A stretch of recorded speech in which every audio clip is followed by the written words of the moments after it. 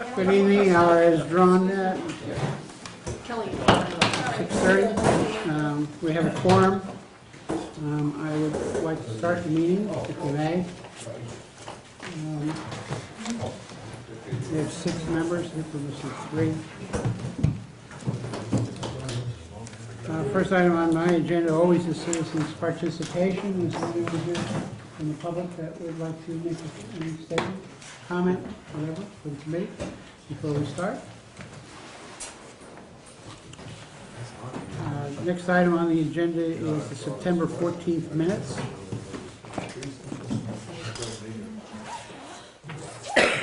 Minutes. A motion to approve minutes of 14 September. Second. I have a motion and a second to approve the minutes of September 14th. Discussion. Do we have any corrections? All right, as a matter of fact, I do have some corrections. Kelly, if you would, on page 2. Mr. Paulson spoke on capital improvements that had to do with the buses. He said the request for 7 school buses is potentially $2 million spent this year. I think his question was, he stated the request for 7 school buses annually. It's potentially $2 million over 3 and $5 million over a 5-year period.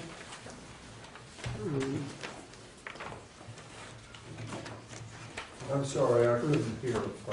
I'm sorry. On page 2, there was a comment by, she's recording a comment, Mr. Paulson, on capital improvements, stated the request for 7 school buses is potentially a $2 million expenditure over a 3-year period and a possible $5 million over a 5-year period. I'm asking to insert the word annually after the word school buses, because that's pretty much what his analysis was. To have lease payments and buyouts. And also,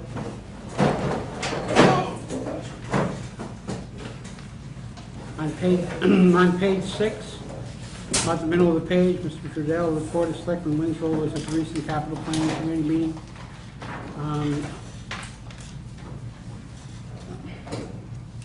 The planning committee meeting felt that a meeting between the town administrator, capital planning committee, library directors, friends of the library, and I thought the library foundation was mentioned as well.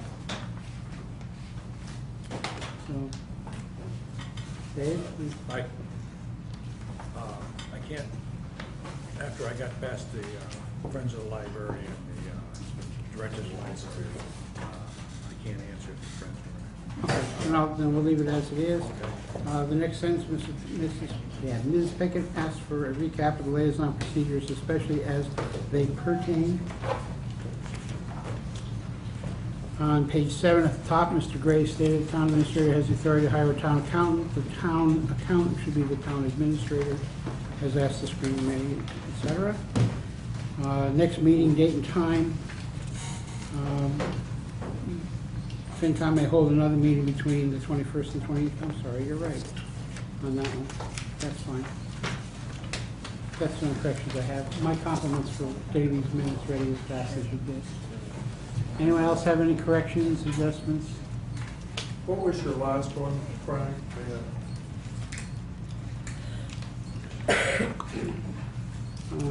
At the top of page 7, the second line should read the town administrator, not the town accountant.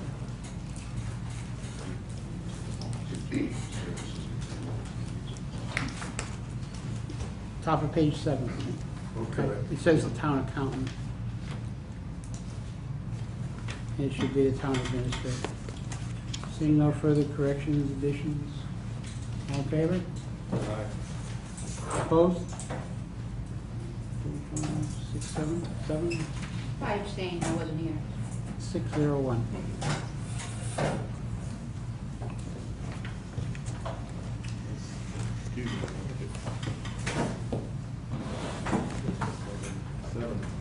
Seven, 601.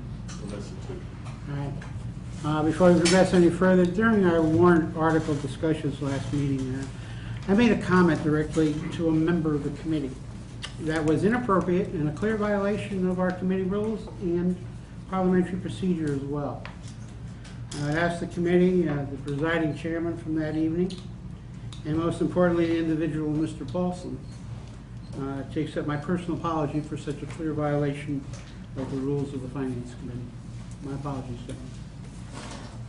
Was quite inappropriate. That said, we'll move on to the, it's on here as Town Administrator support for the Mr. CPC. Yes, If I Mr. might, Paulson. I don't think it was a violation. You say it's a violation. I take exception to that. I accept your apology. Well, I addressed you directly, but parliamentary procedure, I'm not supposed to. His point was that since I was chairing the meeting, it should have come to me, through me to you. I didn't Right. feel it was a violation either, Mr. Paulson, but he did, and I accept his view. By parliamentary procedure, I can address you as my colleague, the former speaker, et cetera, or many different ways, Dick. It's just, I'm trying to make sure that. I accept the apology. Okay. But I stand by what I just said. Okay, that's, And what Mr. Trudell also just suggested, or said, that he thought, and I think, it was not a violation. okay. Moving forward, Mr. Town Administrator, the CPC's requested. Mr. Chairman, I defer to the CPC. We have one quick article to do, which I'm sure there'll be a number of questions on, and I would defer to the CPC, if that would be a pleasure. Yes, if I would, please. Laurent?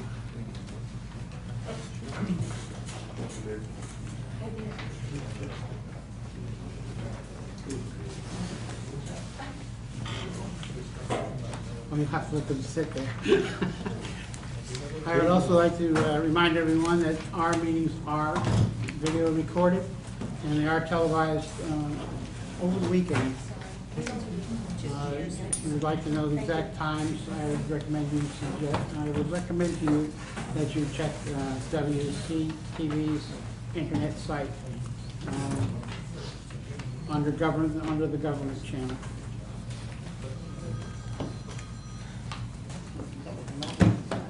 Good evening. Hello. Your Good first evening. article is, I believe your first article is number 12.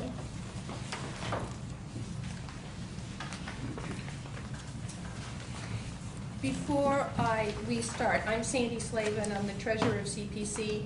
I'm Angela Dunham, chair of CPC. I want the FinCom to know that I spent some time with the accountant this morning and have been able to confirm the administrative cost for CPC in FY11 matches my numbers with her numbers, so that I'm comfortable with that. I have also taken a look at the reserve numbers. We're off exactly the article from special town meeting, which has not been posted by the accountant yet, so we're there with the reserve numbers. So I'm very comfortable with the numbers we have available for us and what was expensed. All the open projects I match to the dollar that's on the accountant's book. So I want FinCom to realize I'm very comfortable with the numbers that are available, what the town has, and what we have in CPC. And to that end, I'm going to pass out what is referred to as the, what is it called? The Weston? Well, we not call it the Wareham. No. So I have one for each of the FinCom members and one for you for the minutes. I just pass it around. And that's just a consolidation of what we have had for all our projects. It has an idea of all the revenue that's been available. Our FY11 revenue has been confirmed by the tax department, our tax collector, and the FY12 is our estimated numbers. And on the back page for you, you have the debt amount for the Tremont and Bryant Farm, which I was asked for. So, just to be comfortable, we're comfortable with the numbers, so you can be comfortable with the numbers. Your turn.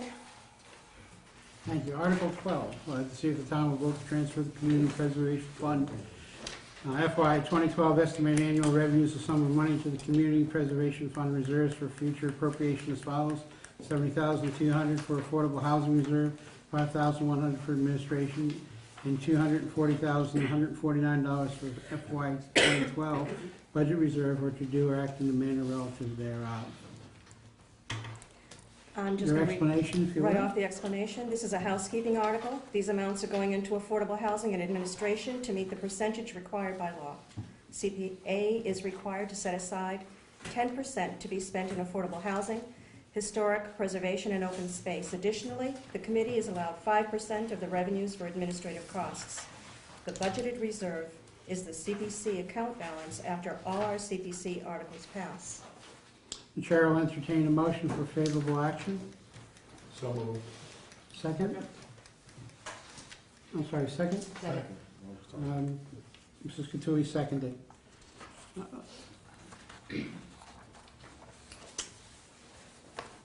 Discussion?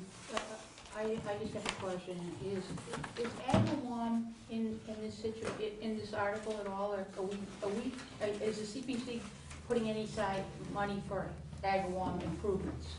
Not specifically. I mean, we have at the end of all these articles, if all the articles in the fall town meeting pass, we have in affordable housing reserve $378,803. But there has been no application, no grant given to us for Agawam. All there was the $50,000 set aside for the doors to redo Agawam. Is it, Mr. Chairman, through you, I'm sorry. Is it still feasible for the Agawam Village, or the Wareham Housing Authority, whomever, can they file for any funds from CPC at this time, or is it? To answer the question? To answer the question, we've passed our deadline for the fall town meeting. Okay. But I think we all recognize on this committee that at least Agawam is near and dear to my heart, and I want to see it continue to improve. So I just wanted to ask that question. To follow, we, committee, realize that there could very well be a major grant request coming for us for Westfield affordable housing too. So, I mean, there are two major projects looking for the funding that we have available of that $380,000. Any further questions, discussion, comments? Seeing none, move to vote. All those in favor signify by saying aye. Aye. Opposed? Abstentions? Article passes 7-0. Article 13, to see if the town will vote to transfer $55,000 into the Affordable Housing Reserve from previously approved but unexpended appropriations as follows. A, $5,000 appropriated for the affordable housing restriction approved under Article 45, Spring 2010. And B, $50,000 appropriated to hire a consultant for the Agawam Village Reconstruction project approved under Article 43, Spring 2010, or to act in any manner relative thereto. Mr. Chairman, through you, the explanation for this is also a housekeeping article.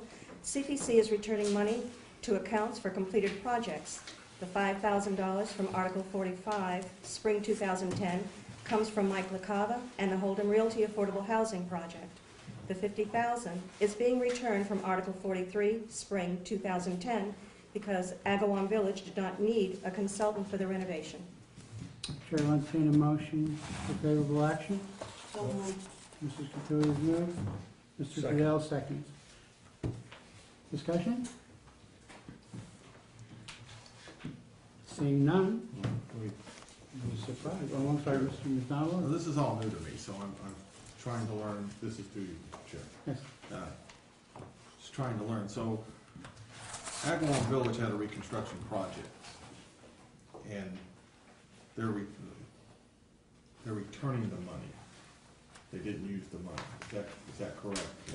Answer the question? Yes. I'm sorry. Through you, Mr. Chair. The money is being returned because they didn't need a consultant, and that was what the money had been for. Ron? Mr. Chairman, through you. It's, Larry, just to clarify that it was approved specifically for consulting. And they have so much work down there. They don't need a consultant yet to tell them to fix the roofs and the sidings and the windows and stuff like that. Unfortunately, the $50,000 couldn't be put in for roofs or something, well, that would have been nice, but evidently it can't, it was earmarked for consulting. It was specifically set aside for a person to put together a grant request for about $70,000, and this was to cover 50,000 of it. And who's it, Pam Sequoia Yes. withdrew her request for the 50,000 because they weren't going to use it for that purpose. And you're right, it had to be specific for that. They're in a mess, they're, Just to finish up, if you don't Mr. mind. McDonald? Through you. They are in a mess. So I guess I'm trying to understand the procedure here. They have to come to the CPC and request money in order to receive money. There's not like a standing amount. It has to be through a grant process as well, or Yes. something along Yes, that it line. has to be through, and it is very specific, and if it's not used for that purpose, the money must be returned. And That's this, not to say that it might not be used, reappropriated out to Right, another right. purpose, through another application for a different grant. Just trying to get, Mr. Slavin? in the Wareham site, under CPC, you will find a grant request format. So okay. if you want to take a look at what is required of a grant request, that's a place for you to look. And it also contains the rules which govern a CPC grant issuance. Thank you. Any further discussion? Mrs. Brown? can I ask a question of the CPC? Through the chair, please. Through you, Mr. Chairman. Given the disarray that the housing authority appears to be experiencing, would it be to everyone's advantage, particularly the residents of Agawam, if maybe somebody from the board of the housing authority sat down with the CPC, and if the board members knew exactly what they could apply and what they couldn't apply for? Because that would help us all out, in coming to terms with the deplorable conditions down there. Answer the question, please. Yes, please. Isn't Don Hall on that? He's on that committee, but he's not the chairperson any longer. But he is representing that committee on CPC, so to me, he could be the source of your answers. He represents the housing authority on CPC. So to me, he could very well be your source of information. Further? Any other questions? I'll rest my case. Seeing none, all those in favor signify by saying aye. Aye. Opposed? Motion passes 7-0-0. Article 14, to see if the town will vote to appropriate from the Community Preservation Fund 2012 estimated annual revenue or any other monies in the Community Preservation Fund under open space the sum of $7,423 for payment of debt service on the property known as Bryant Farm, and further to appropriate under historic preservation the sum of $104,128 for payment for debt service on the property known as Tremont Nail, both voted for purchase by town meeting in April 2004, or to do or act in any manner relative thereto. Thank you, Mr. Chair. Chairman? The explanation. This is our final housekeeping article. It's our yearly debt service payment for Bryant Farm and Tremont Nail.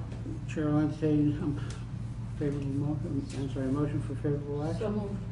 Mrs. Brock, second. Mr. McDonald, discussion. Mr. Paulson. Tremont Nail has been around for several years, obviously. And one question I have, Mr. Chairman, is what was the original purchase price? Which is not in this. Answer the question. The best I can tell, the bond, I think the bond payment, as I said here, they bonded the principal of $1,265,930, and I believe there was an article taking it out of CPC for $126,594. So the two of them together would be the cost that that article approved in FY05. Paulson? A further question then, I notice, and I thank you for that, I noticed for 2011 that we have a roof, or it says, I see in plural there, roofs, but the expenditure, expected expenditure, or earned expenditure of $245,000. My question is really two parts. Has that money been expended? And secondly, are there any other roofs that have to be taken care of on Tremont Hill? The, on that handout, it indicated that the $245,000 of this $9,250 has been expended on that particular project, and it is for 3 roofs. It is for the main factory roof, the little one next to it that you see from Elm Street, and one in the back, and I can't remember which one in back. I think it's the one that's along the river in the back. Is that the freight building? Freight I building. believe so. Thank you, freight building. So, and it's my understanding the RFP went out, and I honestly, I do not know what's happened since then. But if I might Yes. continue the conversation, does that take care of all the roofs? Are we never to see another roof, a request for a roof appropriation on Tremont Ave? To answer the To question. answer, you'll see more. What you've done is, this is necessary to keep the buildings from falling in. More will be done. So these are, Right now. these are basically emergency repairs that Got are being holes done in them, now? yes. And there are others that are deteriorating and will need Yes. replacement? Yes. Mr. Paulson? You anticipate that I'm going to ask a question, and you're quite right, I am. If we know that more roofs are going to fall in, I guess the obvious question is, why aren't we taking care of the issue all at one time to try to get some advantage from the standpoint, or potential standpoint, of the economies of scale? If it comes in, he does part of the job here, but there's more to do. He or she might get a better price, if you will, if they could do the whole thing at one time. I think it's a correct question. I would also say we are straying a bit from the motion, all right, which is to pay for debt service, all right? But I think your point is well taken, and I would expect that the CPC at some point and the Tremont Nail Committee would in fact bring Thank you, Mr. such an issue Chairman. to the town's Question attention. is to you, but it's part of, it is actually part of, we're asked to vote on this article, which includes $245,000 for roofs. And I stand by my question. My question, I think, is a legitimate, I don't think you're saying it's not a legitimate question, to find out, or try to get some sense as to what the further cost might be, and correlated to that is why the CPC has not, apparently not, taken the roofing problem as a total problem. In other words, come with not just $245,000, but perhaps for more than that. And the suggestion is there is going to be more than that. To answer the question, the Yeah. grant request came to us based on Tory Menders and Spencer's recommendation for emergency repair on those 3 particular roofs. The grant, we only act on what grant requests are submitted to us. I understand, but, right? The But the motion, two- wait a minute, the motion is for debt service. Yes, only I don't debt understand service. how we got to the roofs. Mr. Cordell? Oh, well, that was my question, was I still on Article 14, which is talking about debt service, or, because that's what, I agree with Mr. Paulson's point, because I have some other questions It's a that deal holiday with, coming. with the Tremont office. However, that's not the article that's in front of me, and that was my question to you, Mr. Chair, was that, and you're making it perfectly clear. If I might, Mr. Chairman, to that point, one of the problems that, at least, now I'm speaking for myself here, you're all free to disagree with me, it's occasionally have in the back, it's fine. One of the difficulties I have, personally, is this almost insistence on taking a figure here today and not looking forward as to what the consequences might be. That is the genesis of my question about the roofs. And quite frankly, about anything else, where we're given a figure, and we talked about this, about the school bus, same kind of issue, different issue, I agree, and I won't get off track here. I just dislike And that's a strong word, I understand it. I dislike being given one figure and not being told. And I'm not suggesting that there's anything amiss with CPC, quite the contrary. This is a very good portrayal, I appreciate it. But I would like to know, and I think the committee would like to know, and I think the town would like to know, what the forward costs might be in terms of articles that we're voting. To answer the question, Yes.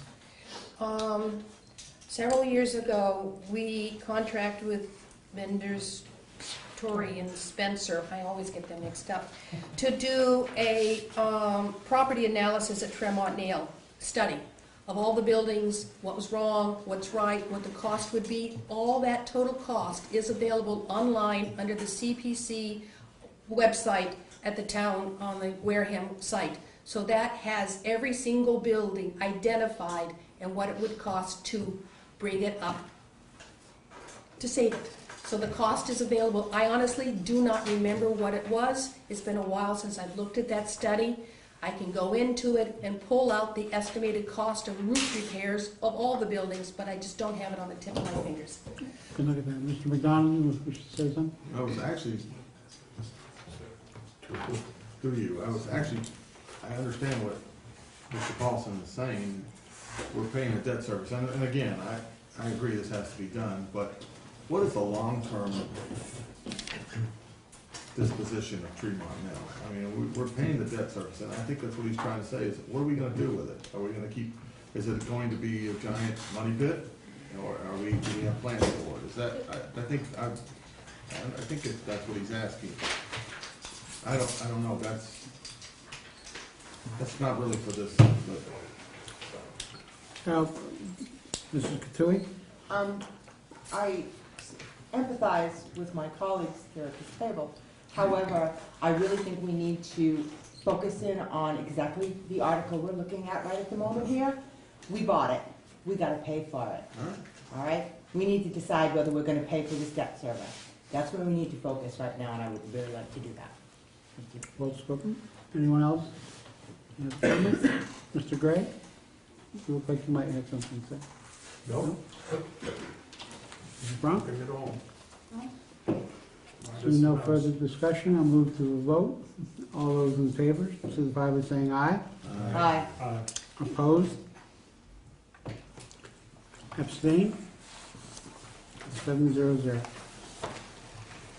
Article 15, see if the town will vote to appropriate from the Community Preservation Fund FY 2012 unallocated funds or any other available monies under the category of historic preservation, the sum of $163,000 for the replacement of 2 rubber roofs and the painting and protection of all exterior wooden surfaces on the Memorial Town Hall consistent with existing historic preservation restrictions on the property or to do and act in any manner relative thereto. Mrs. Chairman? Mr. Chair, the explanation is this article allows for the restoration of Memorial Town Hall. The 2 rubber roofs were not included in the original roofing project. This preservation project seeks to protect the building from further water damage. Chair will entertain a motion for favorable action. So moved. So moved. Mr. Graves, second. Mrs. Katui. Discussion? Mr. Paulson? Well, let me see if I understand this. In order to put the rubber roofs on, I guess I'm on a roof kick tonight, I apologize. But to put the rubber roofs on, I assume we're gonna have to take off all the slate? No, Answer the question. There's no slate. there is no slate on the existing roofs that we're discussing here. May I, excuse me, Go to ahead. answer, it is the section that's over the auditorium, Okay. Not the original fund. Not the original. Okay. not the slates that are being worked on, it's, Yeah, this is a little bit off point. Where do we stand with regard to the slate roofs? Just point of information. That's well off point at this point. I don't know if you're prepared to answer those questions. Are you prepared? I'm not. Yeah. No answer. Sorry, I was I can afraid get of it. that information to you. Because I said it's off point. Yeah, I'm not surprised that they would not necessarily have that information tonight because we weren't asked to have it. Mrs. Brown? Through you two, it's been something that's been dragging through the FinCom, the slate roof for years. That's, I would have wanted to ask the question too, but Any other questions? Comments? Seeing none, move to a vote. All those in favor signify by saying aye. Aye. Opposed? 700. Article 17, to see if the town will vote to authorize the Community Events Committee. What happened to 16 is a good question. I turn the page. To see if the town will vote to transfer under the category of open space from FY 2012 estimated annual revenues or any other available monies, the sum of $50,000 to the Wareham Conservation Fund established by town meeting under Mass General Law, Chapter 40, Section 8C, Article 47, Spring 1963, for which the Conservation Commission may use as necessary, provided, however, that any purchases made with such funds shall be subject to the restrictions and requirements of the Community Preservation Act, General Law, Chapter 44B, or to do and act in the manner relative thereto. Madam Chairman? Mr. Chair, through you, the Community Preservation Act permits local communities to transfer sums of money into established trust funds that meet the requirements of the Community Preservation Law. The Conservation Fund has been established since spring of 1963. It will allow the Conservation Commission to respond rapidly to issues that qualify under the Community Preservation Act. Chair will entertain a motion for favorable action. So moved. Mrs. Brown, second. Second. Mrs. Cotilli. Discussion? Mrs. Cotilli. Through you, I would ask, is this something new, or we have done this before? And my second part of the question is, will CPC be monitoring the expenditures? Answer the question. To answer the question through you, Mr. Chair, this has not been done before. However, it will go into an established conservation fund that is in existence since it states here, spring 1963. I believe that I put in information for distribution to the Finance Committee concerning conservation funds. I don't know if you got the information, but I can certainly furnish additional copies. And for example, I can read to you right off the coalition page here that says, for instance, a conservation fund enables a municipality to appropriate monies which the Conservation Commission may then spend without further action from the municipality's legislative body. And then it gives you an example. There's a link on the information I'll give you that gives you an example that came from the Department of Revenue to the town of Duxbury, as an example. CPA funds may be appropriated into the Conservation Fund and be spent on CPA eligible uses. So that's key here, is that it has to go by CPA law. It cannot be expended in any other manner. It would have to be reviewed and expended only according to those restrictions. The expenditure of these funds is subject to the restrictions imposed by CPA, such as the requirement that deed restrictions be placed on the properties, for example. So if folks did not get that handout that I had put out, they're passing it out now. I just passed it out right now. There are links here that give you examples. If I may? Yes. You didn't completely answer my question. sorry. My question was, and is the CPC going to be monitoring the expenditures that they do meet the requirement? Yes, Thank you. Chair. Mr. Trudell? my Through you apologies. to the chair of the CPC.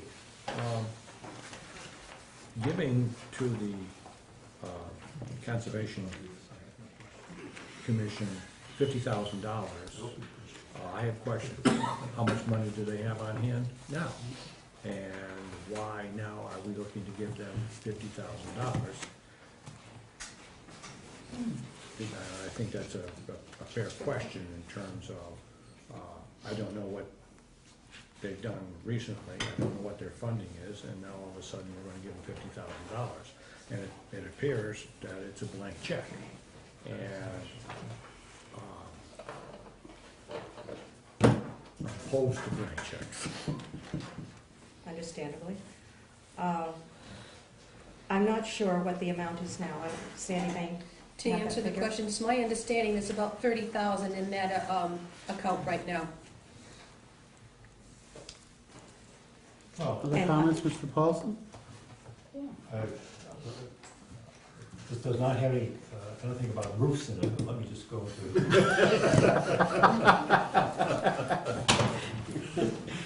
What has been, if there's money in the account, and the account has been established, what's been done with the monies that were in the account prior to today?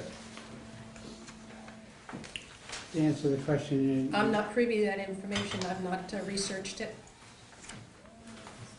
Mr. Trudeau? Through you, the chair, to the CPC committee. What you're saying to me is that you don't have the information available to what the Conservation Commission has done to reflect Mr. Paulson's question on my previous issue, yet we're willing to give them $50,000. I'm struggling real hard to come up with a positive aspect to this. Mr. Chair, through you, to answer the question. These monies would be spent only under CPA law restrictions. And the only example I could give you, for instance, would be if we had, and this is my own example here, if we had, for instance, land that was contiguous to the town well area, for instance, the town wells, in order to protect perhaps a larger perimeter, if we had the opportunity to use these monies to hold that property and to protect the town well property. That's what I'm thinking. But that it wouldn't be exclusive to this. This is not project specific, to answer your question specifically.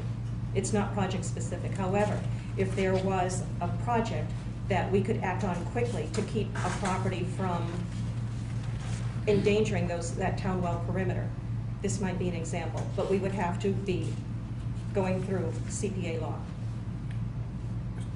It wouldn't be expended without review. It wouldn't be a blank check to them for them to do whatever they pleased.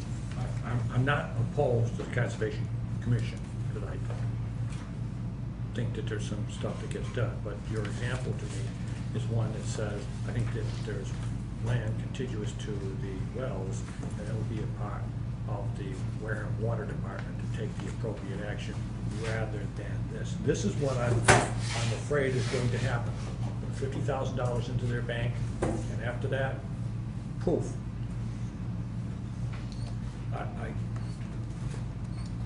don't see where there's checks and balances that are there to protect the $50,000. I'm not saying that they won't do good with the money. Just no checks and balances in my mind. And enough of my comment.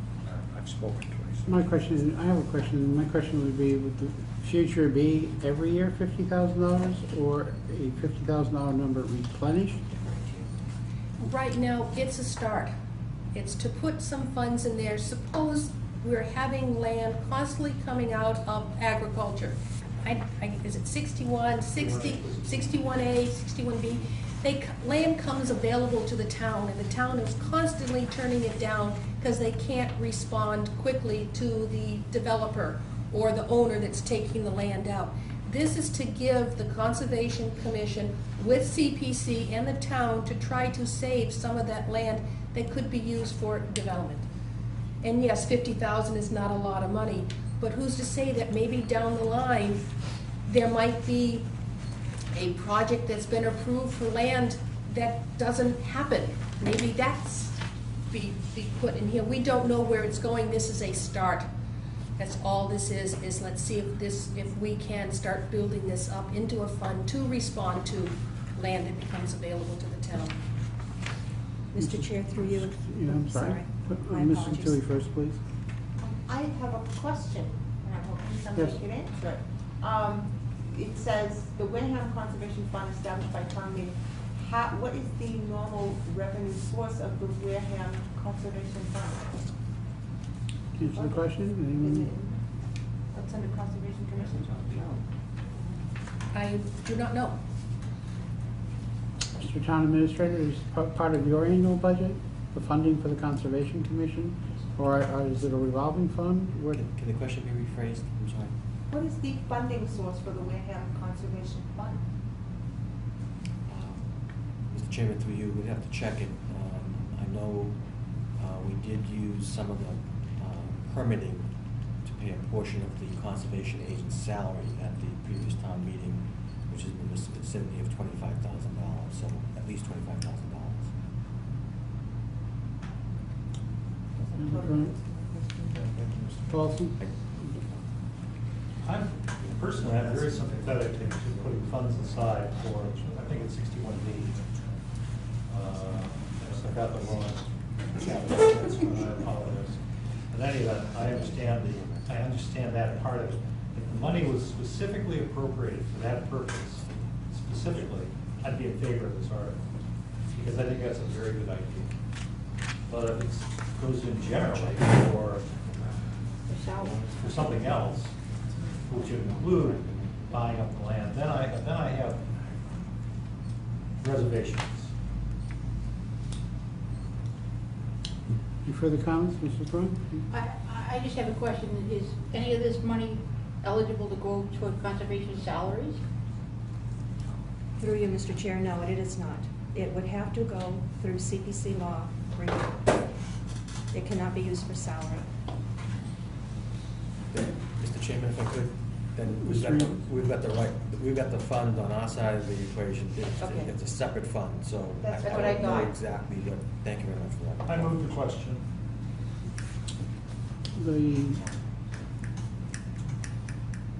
I think it's too soon to move the question. Is there any comments on that, Mr. McDonald? Just a brief one through you. Where's the 50,000 coming from? It's right, answer the questions. To It answer says the right there. question, it is coming out of our CPC funds. Okay. Another, Mr. Gray, any questions? Chair would comment, it doesn't make sense to me personally why this would be done. We have a vehicle to transfer funds over. I understand that opportunities do possibly come up. I think I agree with Mr. Paulson. If we want to have that type of thing set aside, then we should have an article to that effect, that we would establish a 50,000 for the source of funding possibly being CPC or some other source. You know, so I would tend to agree with the other members that I don't see the purpose of doing this. I thought the monies in the CPC were to be used specifically for grants that were requested from the CPC. Mr. Chair? Yes? I respectfully would ask that people look at the information that I had distributed earlier with the example from Boxford, for instance. If you could take a look at, what is it?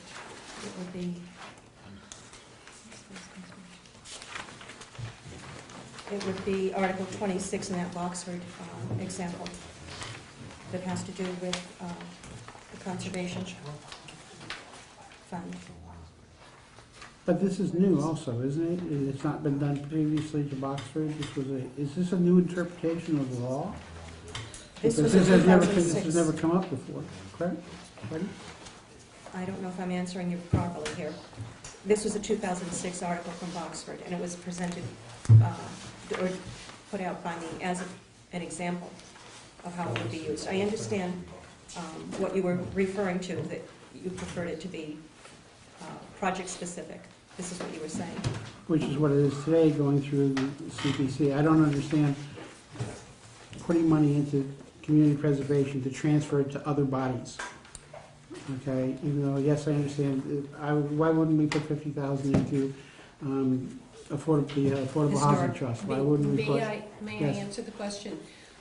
In FY '11, we put $60,000 into the Affordable Housing Trust from CPC to respond to issues that come up quickly, that can't wait for the 9-month cycle to go through town meeting, et cetera. So last year, the town put 60,000 into a trust fund for affordable housing. This is the 50,000 for open space trust fund, so to say, for open space. So, I mean, we've done that last year, and this is just taking it one step further to allow it to be to another one of the categories covered by CPC. Mr. Bell? To that point, why is it not possible that the CPC asked to establish a fund for that purpose under the control of the CPC. And therefore, any decisions that you make in support of the conservation or any other fund would then become a public record that we could look at. Right now, I'm looking at giving something at a two-tier level. I don't understand why you can't put money aside for that purpose, have it approved at town meeting and controlled by the CPC. I don't like the thought of giving $50,000 to a trust, whether it's the Affordable Housing Trust or whether it's to the Conservation Fund. I want to see transparency of what's going on. I believe it is not allowed, Okay. because it's one of those things that it has to be two-tiered. If it's not the CPC going to the town, then it's the conservation going to CPC for expenditures. Those are the two levels. If you just leave it to CPC to do it, that's not the double, that's not the check and balance that we're looking for. Okay, good answer. Any further comments? Tui? I personally don't have an issue with it in that the committee did answer my question in that I would trust them to do their job and monitor what it's being spent for. Mr. Paulson? Motion? Any further comments? Seeing none? All those in favor, I have a feeling this one's relatively close, so all those in favor signify by hand vote, please. All opposed? The nays have it. Abstentions? 160. Any votes against favorable action?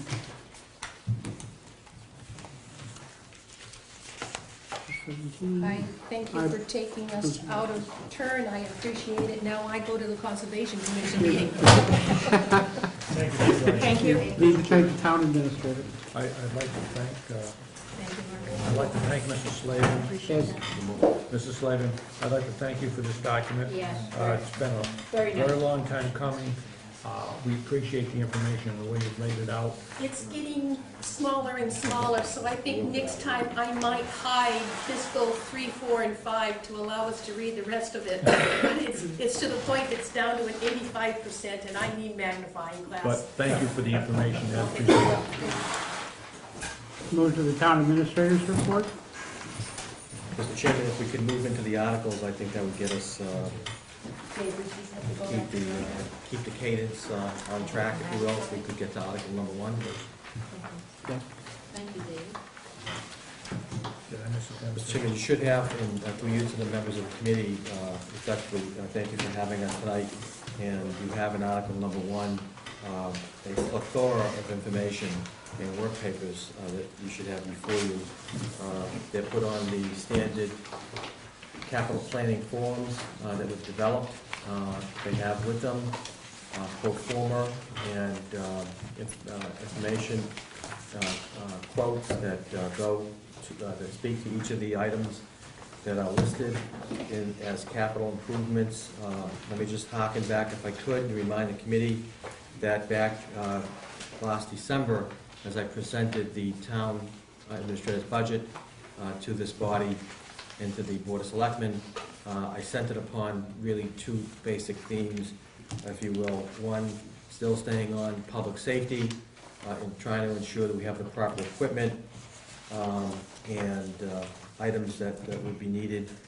We have learned a little bit more about some of our equipment as it relates to particularly a generator that was in need in the middle of Hurricane Irene.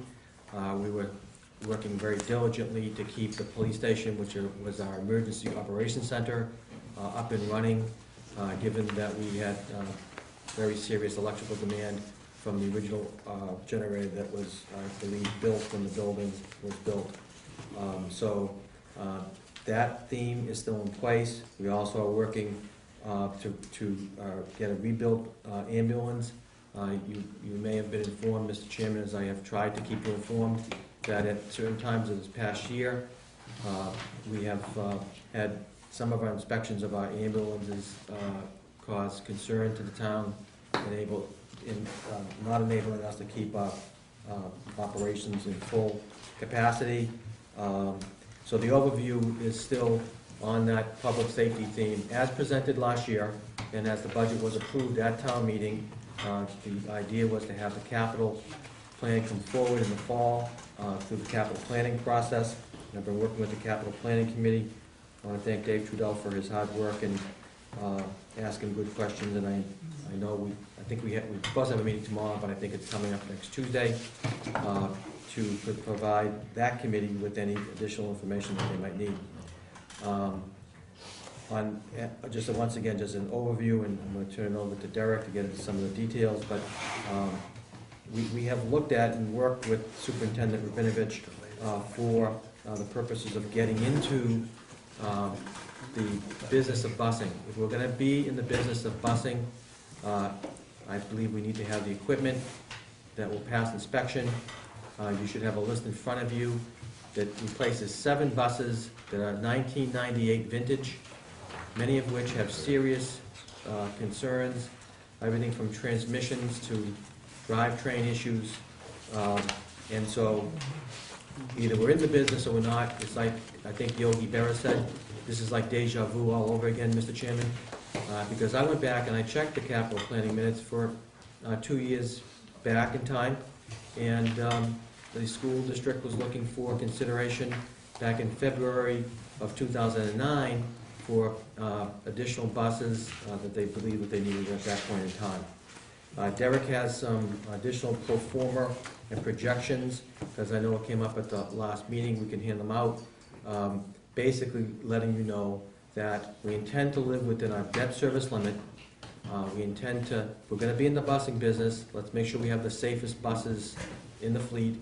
And moving forward over time, we know this is not an easy question to solve, but the idea is that we work with the school department as we have, and to try to ensure that we have the proper replacement of buses going forward through the capital planning process.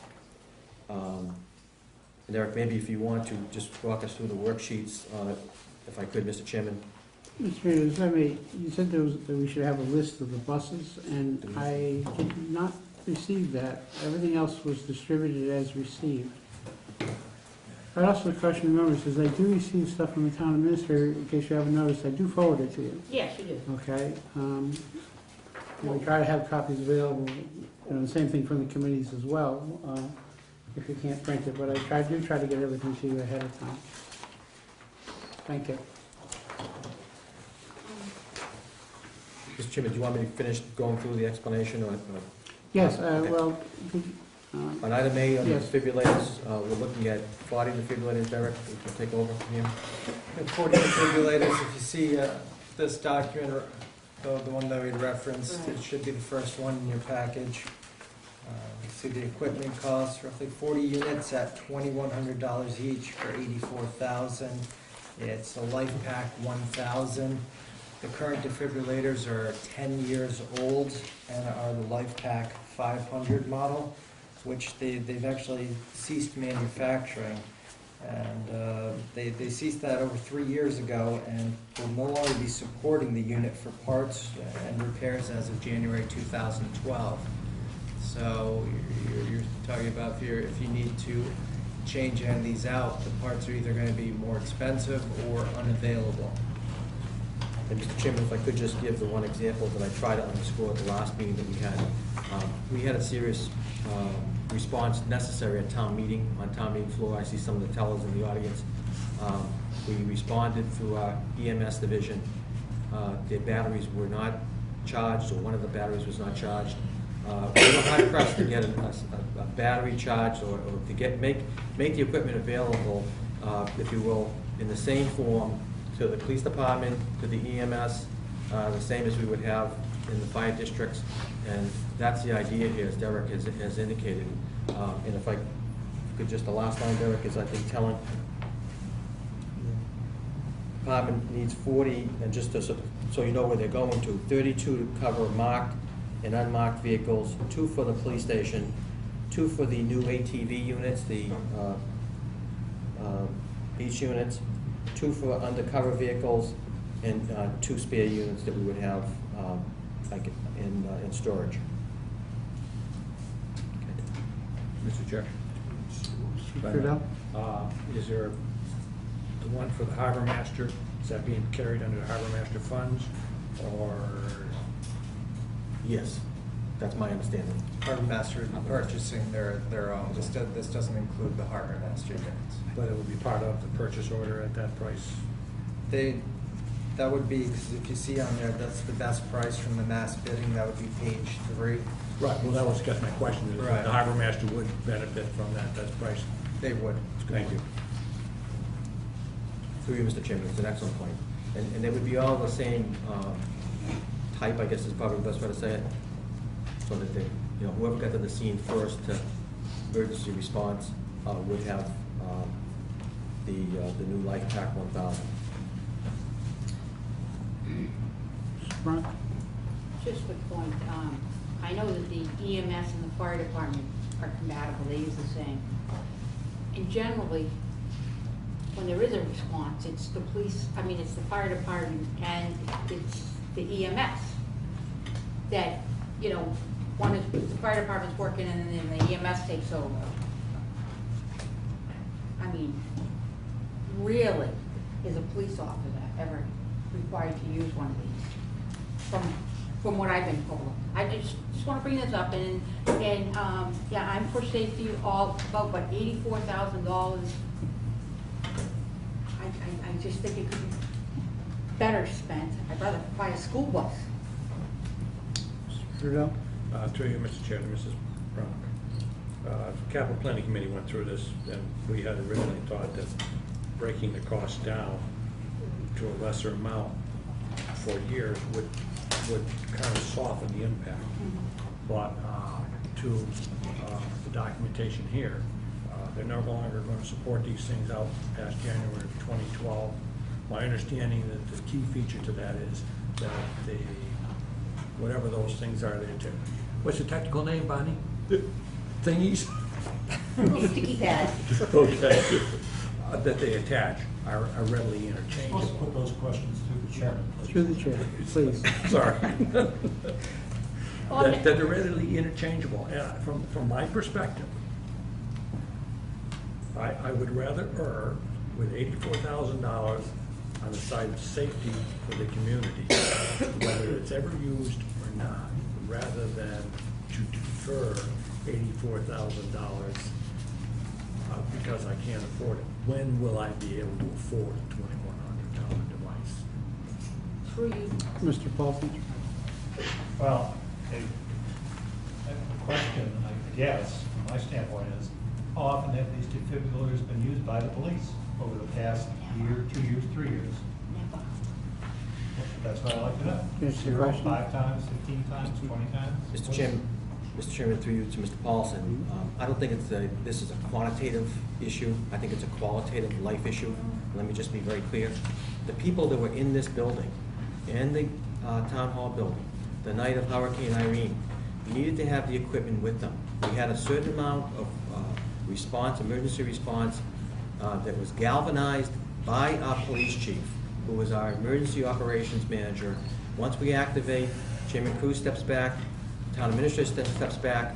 Now, to have all the equipment, and pardon me if I could inject a little bit of humor, the right thingies in the right places at the right time, at 2 or 3 o'clock in the morning, in the vehicles, in the fire trucks, in the ambulances, in my mind's eye, is a well investment, a great investment, and well served this town. Mrs. Brown? Yeah, I was next. You talked before me after. Just, again, I have asked many police officers, I've been on the receiving end waiting for them to come. And I'll tell you, God bless the EMS, God bless the fire department and the police department. They were all three were there. But I'll tell you that fire department, man, they were right there putting the things on, and the EMS was behind them, and the police were there too. I just think, I think Ideally, yes, I believe you're right. In a perfect world, I would agree. Let's do this. But we're not living in a perfect world, folks. I mean, this is not, when you're talking about the condition of our school buses, and to take $84,000 when we have two agencies that have perfectly great defibrillators, and I talked to 11 police officers, 11, just to ask them, have you ever used it? No. And I'm not talking about just new police officers.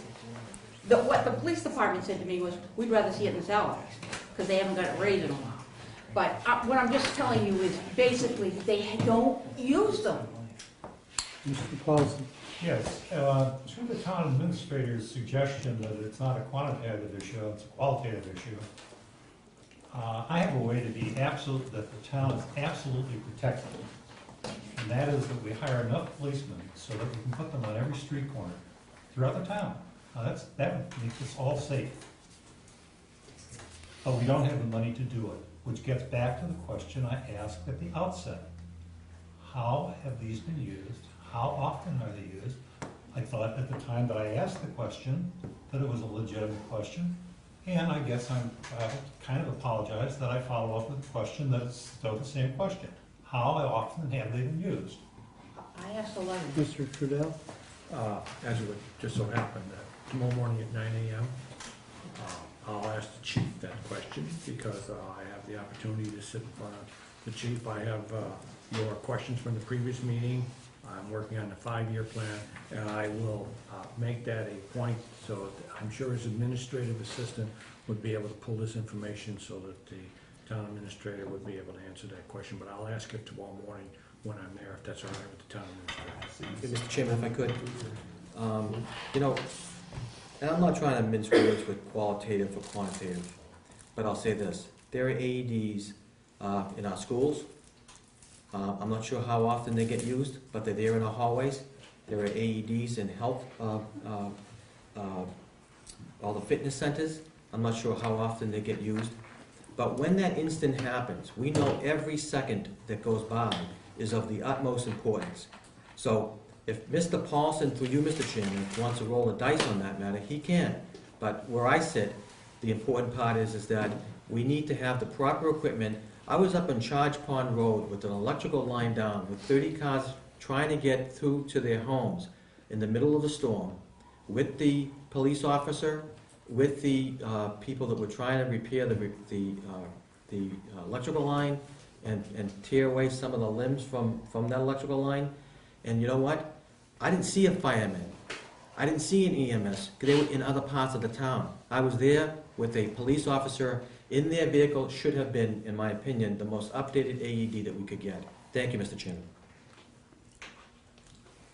Mr. McDonald. Let me change the direction, and I'm not sure if this is going to our representative from the capital committee or the town administrator. So the breakdown is $2,100 a unit.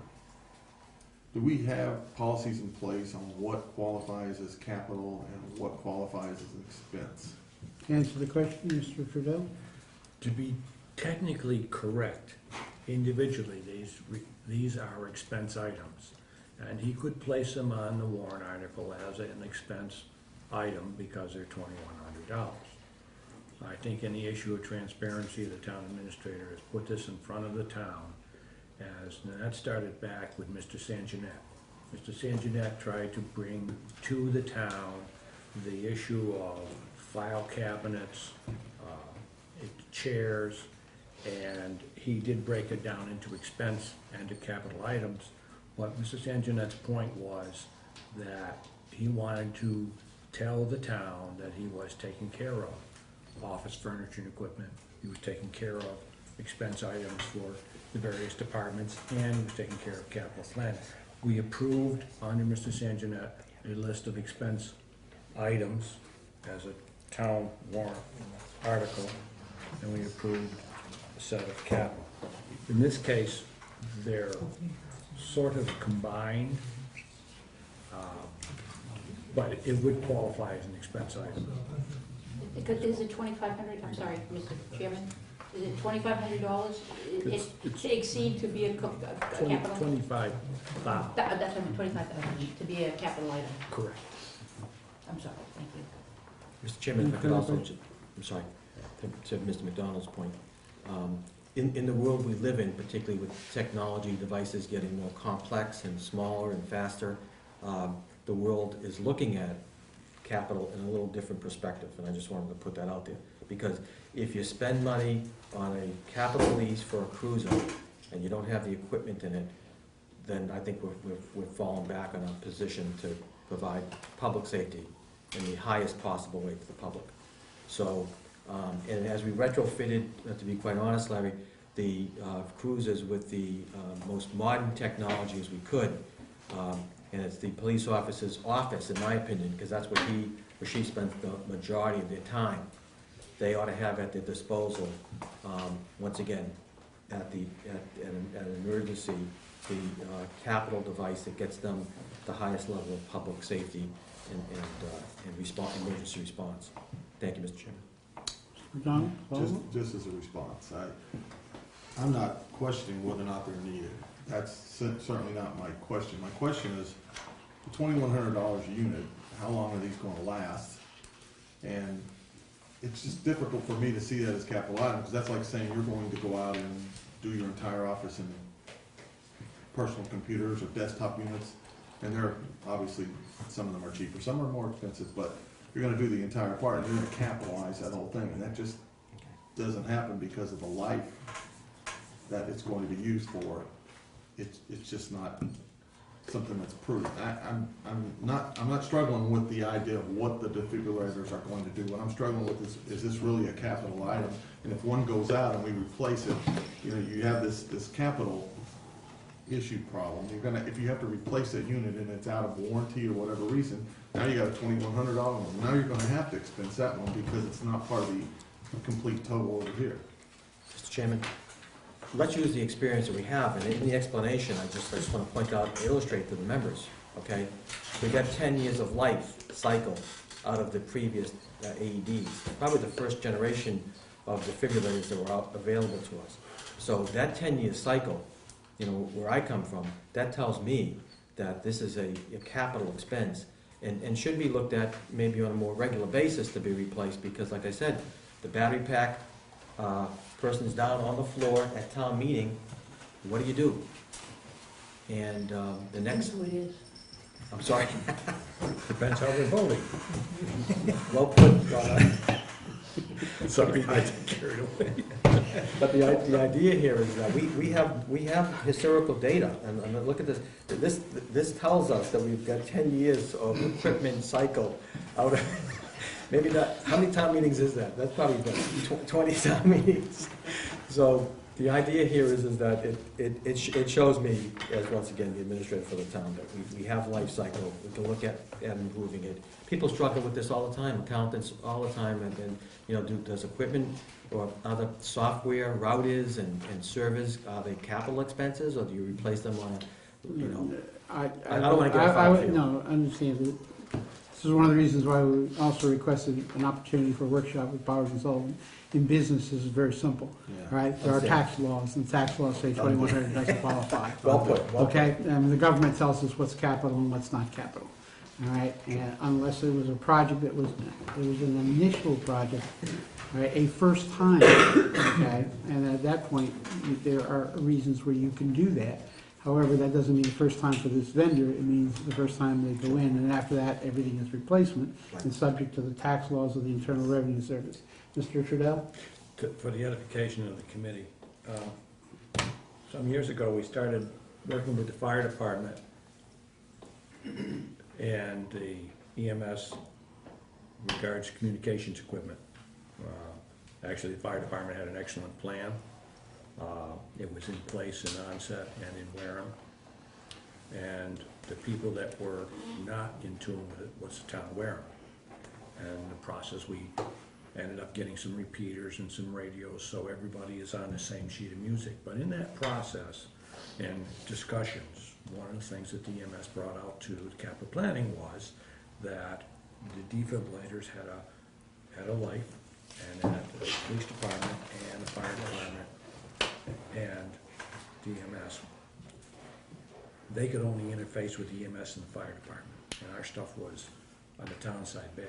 I think when I can speak for the capital planning chair who was here, that our sensing was that as a community, not only in communications, but in any other area where there's common areas, we've got to reach out to the fire department and the EMS so that we're all on the same sheet of music, whether it's communications or these defibrillators. We cannot afford to find that the town is falling farther and farther behind while the fire department is moving forward and we're not. That does not make a lot of sense for us. And this would put us all on the same sheet of music, and I think that's an awful critical item, is that we're all on the same sheet of music. Mrs. Brown? I'd like to move this, and get on with it. Continue the Okay. discussion, another option. Mr. Chairman. Not quite yet. Mr. Gregg? I have a question of procedure. Do we vote on this article all as one unit, all, or every item on one vote, or do we vote on it individually? We can vote on it, we can discuss how we'll vote on it at a later time. This can be split on the town meeting floor. We could split it, and I would think we can handle it as one article, and our explanation, our recommendation should be by A, B, C, D, E, F, G. All right, so just for the paper, amount of printing, we could handle it that Yeah. way. However, when it goes to the town meeting floor, we could also recommend that it be split. One of the things that I'm also seeing here, as we said before, 3 of these items basically are not by the town's definition capital items. All right, although mobile items, according to the town charter, again, all have to go for approval by the town meeting. The first 3 items, in fact, are expense items and probably should be presented to the town as such. They're not capital. That's not a positive or negative towards the items. It's just saying that they truly are not capital, and I don't know if it serves any purpose to identify them that way. It will not change how they're paid for. It will not change the sources of funds. But it does clearly identify what's expense and what's capital. And it is very specific in the charter, all right, that it must be, the 25,000? Well, the generator would make it. And we could talk about the parking later. Okay.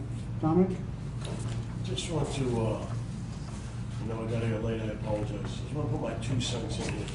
We spend money on many, many things in this town, and a lot of it you can justify, a lot of it you can't justify. You're talking about spending money that 1 unit saves 1 life. I'm sorry, guys. You're talking about people's lives, okay? When we spend money on, please, this is people's lives, I'm sorry, I can't see where it's something, it saves 1 person's life, it's $84,000 worth of it, put a price on a life. That's just my 2 cents. Paulson? If I might, to my colleague, I understand that. And it has it resonates with me, certainly at my age.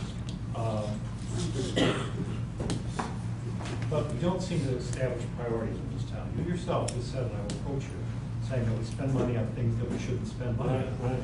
And that is the problem. It really is. We have to prioritize. Mr. Gregg? Agreed. I thought you had something to say. Do you have a new point, Mr. McDonald? I think so. All right, If I don't, you can I'll gather get it. away. And this is, I'm struggling with this article in general, okay? I see the need, I really do. I see the need for all this, and it's kind of bothering me a little bit because we're talking about capital items, and one of my problems is we're 4 months into 2012. I don't know if anybody else here has seen anything, but I haven't seen any complete financial information. And I guess it goes back to 2010. I wasn't here, so I don't know.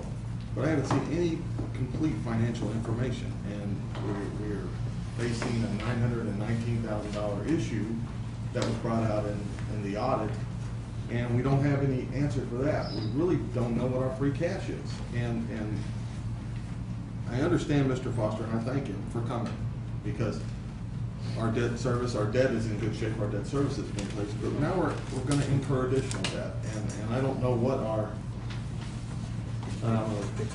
our debt service limit is, but we don't have any numbers.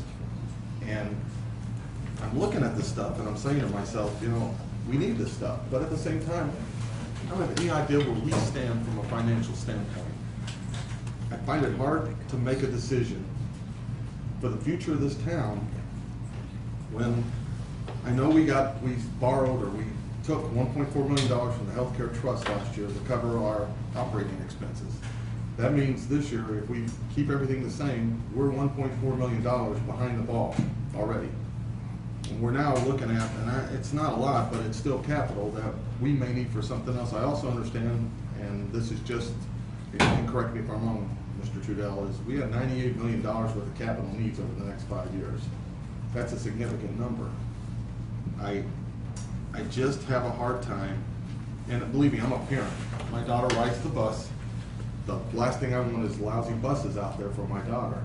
But we haven't even addressed the bigger problem, which is we're gonna get 7 buses, but we really don't know where we're going with the buses. You're starting to stray. Huh? You're starting to stray. Okay, I'm not trying to stray. I think we need financial information. I'd like to see some complete numbers of where we stand before we make critical decisions like capital. Okay. Mr. Chairman? Trudell? Mr. Chair, he's making a presentation on the various items in here. We haven't really gotten into the meat of the specific article, nor has capital planning had a chance to go through that article. I'd like to continue with his explanations, because I'd like to be able to move on to other articles tonight when we get down to warrant articles. And if we just keep beating this horse to death, then why don't we all go on a break and come back about 3 in the morning? Because we're just gonna beat it forever. All right. Mr. Chairman? Point well taken. I just have one comment, and you did bring it to light here. If we don't know what we have, why are we spending? Okay. Mr. Gregg? Are we going to vote on this article tonight? I would hope not. So we're just listening to explanations at this point. We'll address it at the end of the article, what we're going to do tonight. Okay? Mr. Chairman? We'll address it. If I could, please, because I think we have strayed, and I just want to be clear for the record, where I stand right now, whatever information comes out of the completion of the fiscal 2010-2011 audit, we're very close to setting up a meeting with the Board of Selectmen and this body to get that information to you. The auditors are on site.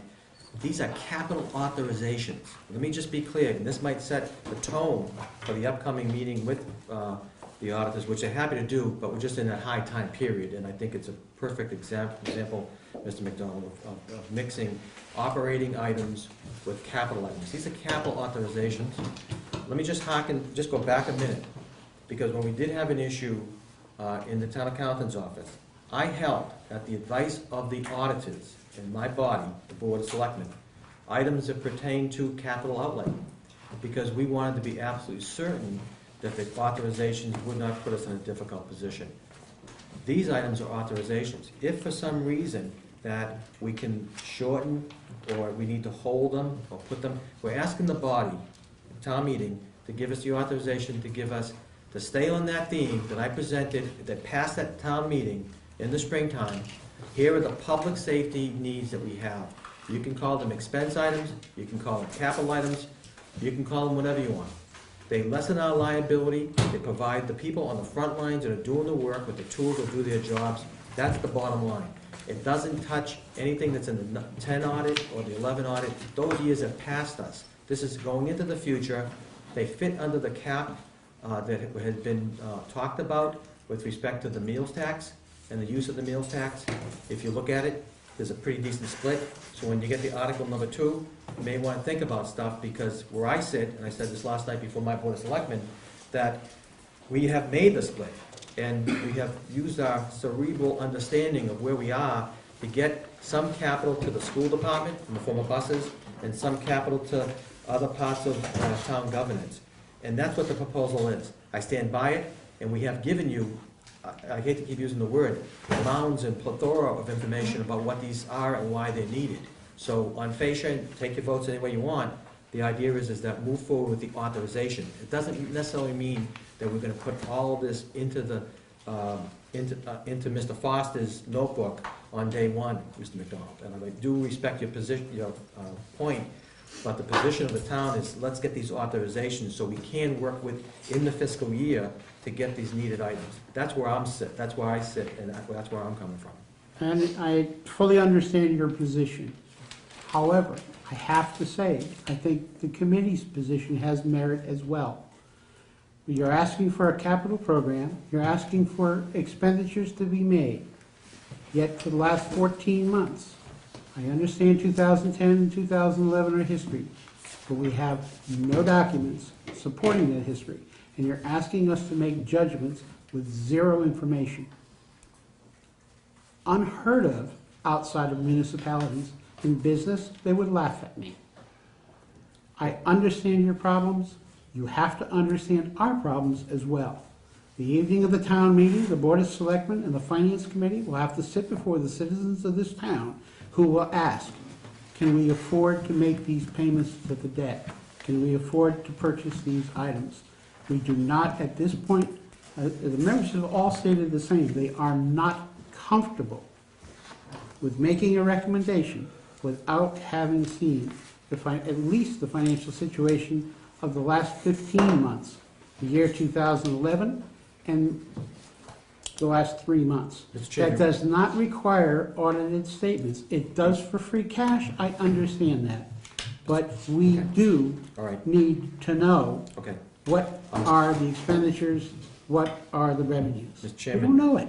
I'm saying to you, and the treasurer collector was here, 2 meetings ago, it fits into our debt service as we project out what we have for under the meals tax coming in for the fiscal year going forward. And if we I'll stop you right there. How much meal tax have you collected, or how much are you projected to collect from the Department of Revenue as of today? What we're projected to collect for the year is exactly. Not their estimate, what they have notified you you will be receiving as payment. Mr. Chair, if I may. Yes. They didn't start collection until in August. That we've gone over. It's a 10-month collection. That's why it was lowered off of their estimates.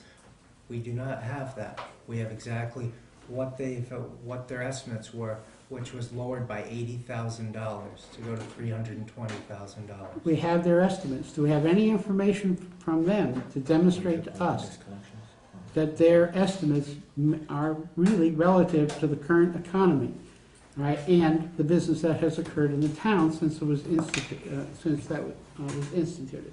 And I understand we did not institute it until August 1st. They wouldn't start collections until. We didn't start collections until August 1st. Correct. So when would we receive the first payment? You would have that at the end of September. Mr. Chairman, we did provide that information through you, if I could, at town meeting, not the towns, and this happens across the Commonwealth, anybody that adopts the meals tax, not the town's projections. These aren't our projections.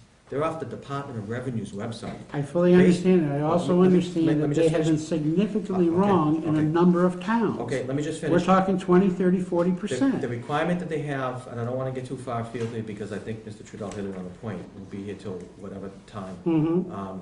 Here's what we know about it, that we did take the 10/12s, and what we did as a requirement, go out and check and make sure that every business that we had listed in the meals collection world was alive and kicking. So when we get that information, we'll provide it to you. September should be coming in. We're in touch with the Department of Revenue on this to be absolutely critically clear so that we don't overestimate what we have for meals tax. Okay? And so that being said, we'll get that information to you. And I'd like to stay on the capital side of things, Mr. Chairman, because I think we've kind of swayed over onto the operating side, and I'm happy to get into a discussion about that at the appropriate time. But I think to Mr. Trudell's point, let's describe them. You folks can vote any way you want. and obviously that's your prerogative. I would appreciate a positive review of the documentation that we provided, because Mr. Sullivan and others have worked very hard to pull this information together for you. Okay. Mr. Chairman. I'm sorry, Mr. Trudell was first. I'm sorry. I had two things. One, we got onto the meal tax. Meal tax represents $300 and some thousand for the year. Our original point was, we haven't seen adequate financial statements for the previous year and the current year. And I don't want to go away from that point. But with your permission, Mr. Chair, I do have a question on the bus documentation that was handed to us. Well, why don't we let him continue on until it gets to that point, if we may. All right, thank you. Mr. Chairman, can we move on to item B? Yeah, yes. Okay, item B, you have a worksheet in front of you. It's $40,000.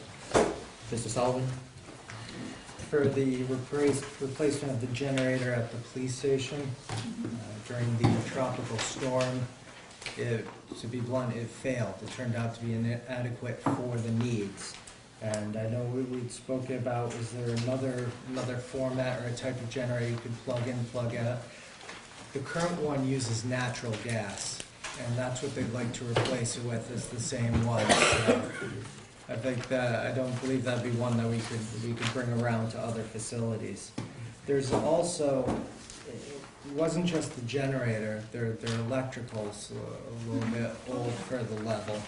I don't think I'm telling anybody anything new, but you'll also see there's going to be some upgrades in these bid South Shore generator service, and that would also help with the implementation of the virtual system going in there. Because, you know, if we can't keep the police station running during an emergency time, it's probably one of the worst situations I can think of. Mr. Paulson? Generators. How many generators do we have in town? And another question, how old are most of them? Mr. And Chairman? I'm just thinking ahead here that we might have to be replacing. a Again, generator. we are straying from the immediate subject unless you're talking about replacing one with another. I'm asking a question about how many generators do we have? Answer Looking the forward, question. yeah. Mr. Chairman, we have a generator in this building that was recently replaced, and we do the capital planning process. We have a generator in Town Hall, and I'm not certain of the school district buildings, but the police station generator, I believe is vintage, came with the building. We kept adding equipment to the system. As Mr. Sullivan stated, it failed. It caused additional, we need to upgrade the electrical. And by the way, this is in the building. It's not like you just pick this up like a suitcase and walk around with it. It's in the building. So truly, in my mind's eye, from my perspective, for whatever it's worth, a capital item. So that's the role of generators that I know. Well, those are the only ones that you know, this building, Town Hall, and perhaps in the school department, I believe the middle school and high school. and nothing at EMS. Something like that. Sure. I'm just curious, that's all. If that's it, that's fine. Small number. Once Fire has a big one. Any other questions? Yeah, This item? Wayne, outside still. this. Once Fire has a big generator. Next item, Yeah, that's fine. That's fine. which we move on to the vehicles, Parking program? or the parking program, I'm sorry. Mr. Chairman. Parking program? And once again, for the record, this is not a new item. I was here in the springtime asking for consideration. This, and you have all of the backup material that, It was very good, too. thank you. Very, very good You can presentation. see, okay, Excellent. so it's it speaks for itself, it's pretty visual. You go, you park your car, you pull out a ticket, pay for the amount of time that you think is gonna be there. It's pretty straightforward. For the edification of the committee, you know, just a quick update. Derek informed me that we brought in 37,000 and change just off the onset pier this past summer. This is projected to bring in 4 times that amount, $164,879. So, you know, and by the way, It doesn't include a surveillance that I'm happy to show you, an engineering drawing that we got done on C.W. Bishop. It does not. We're holding out some spaces for the businesses because we know we have to be proactive in talking with them about where do they park, how do they get to and from, what type of activity. So we've been informed that through the research of the chief and his lieutenant, John Walsek, that the program works when you work closely with businesses so that people aren't threatened by it. We're really trying to get to, I've said this from meeting to meeting, person that shows up, with the big cooler and the beach blanket and towel and is smiling all the way down from C.W. Bishop Lot, goes onto the beach, has a great day, doesn't spend a dime in one of our businesses, and heads back home at the end of the day. So I think this is an idea at a time that has come in time. You can see clearly the numbers and the pro formas are pretty straightforward. But when you can realize 4 times the revenue for the investment that you're making, it's going to pay for itself within a short period of time. Very good. Thank you. Does not include the surveying work. Do we have any idea what the surveying work is going to cost? Well, let me back this up. The last meeting we had, surveying work was supposed to cost roughly $70,000. That's the figure I remember. And I may be incorrect in A, the amount, and B, what it was going to be, what it was going to be used for. So it was going to be a big number. Mr. Chair, Mr. Paulson, I thought the amount that was presented in the spring was $84,000. For the No, I'm at the last meeting here with the, not in the spring, but the last meeting we had. Sorry. Mr. Chairman, maybe I wasn't clear to the member. We conducted the survey work because what we'd like to do is expand the parking where people aren't picnicking up at C.W. Bishop. So the idea is to expand out the lot, and we'll get that additional information to you. I don't believe it, I believe it's, I'll get the number to you, but it wasn't $84,000. The municipal maintenance director did it, conducted the survey. I'm not saying that everything hasn't flown smoothly already, but we're gonna come to a point where they're gonna say, enough vehicles is enough. The town needs other things more than all the vehicles that we have. I just believe that he's beaten that vehicle horse and he's gotten everything he's asked, and to ask for one more at this time and the condition of the town, I think it's gonna be a tough pill to swallow. And the other thing is, if this form's gonna go to into the meeting where people can actually read this over and they're gonna look at things, they're gonna start flipping down this page and they're gonna say, nice, flip up armrest, $105. Cup holders, $40. This is gonna be tough to swallow, guys, that's my opinion. You didn't go down far enough. Yeah, you did go I'm down just far going enough. this way. If we I were- was having a trouble to share with you over the throw ring with rope for $50. Was there an intention to distribute this at town meeting, or is this merely for our information as to what was put into the quote? Just for your information. Okay, Right. don't send it to Will them. some of these items come in the vehicle automatically as part of the vehicle's package, or were they specifically requested by us? So we don't know at this point. I don't know, but I would imagine when I go to the car dealership, they tell you what I know, that's why I asked. Yeah, so I don't think this is, Mr. Chairman. You may not be able to get the vehicle without the item, as senseless as it seems to us. Mr. Chairman, if I could, because I Yes. think it's important, and to Dominic's point through you, we will put together, as we have in previous town meetings, a town meeting package for the full reading of everybody that's there. It will include all of the information, but to the point about the cup holder, let's just be clear, you may not have an option for it. So it's built into the console, Dominic, so you can take a chainsaw and cut it out and hand it back to the dealer. That's what we were No, I saying. understand, We were but I was just that saying- It might automatically come with the Yeah, vehicle. I'm just, once again, and we're using state certified, we're trying to give you as much information as you could possibly need, Mr. Chairman. I understand, you know, that people are gonna think at town hall, that's all I'm saying. you know. I got you, Okay. I understand, I understand. Any more comments on the four-wheel drive vehicle? Mr. It's Chairman, killing Bonnie, go ahead. sitting by the window here, I do notice Dominic's car is being towed away. Mrs. Katui, you obviously have something to say. Would you, You know, I think it's the Plymouth District Court too, it's not the Wareham District Court.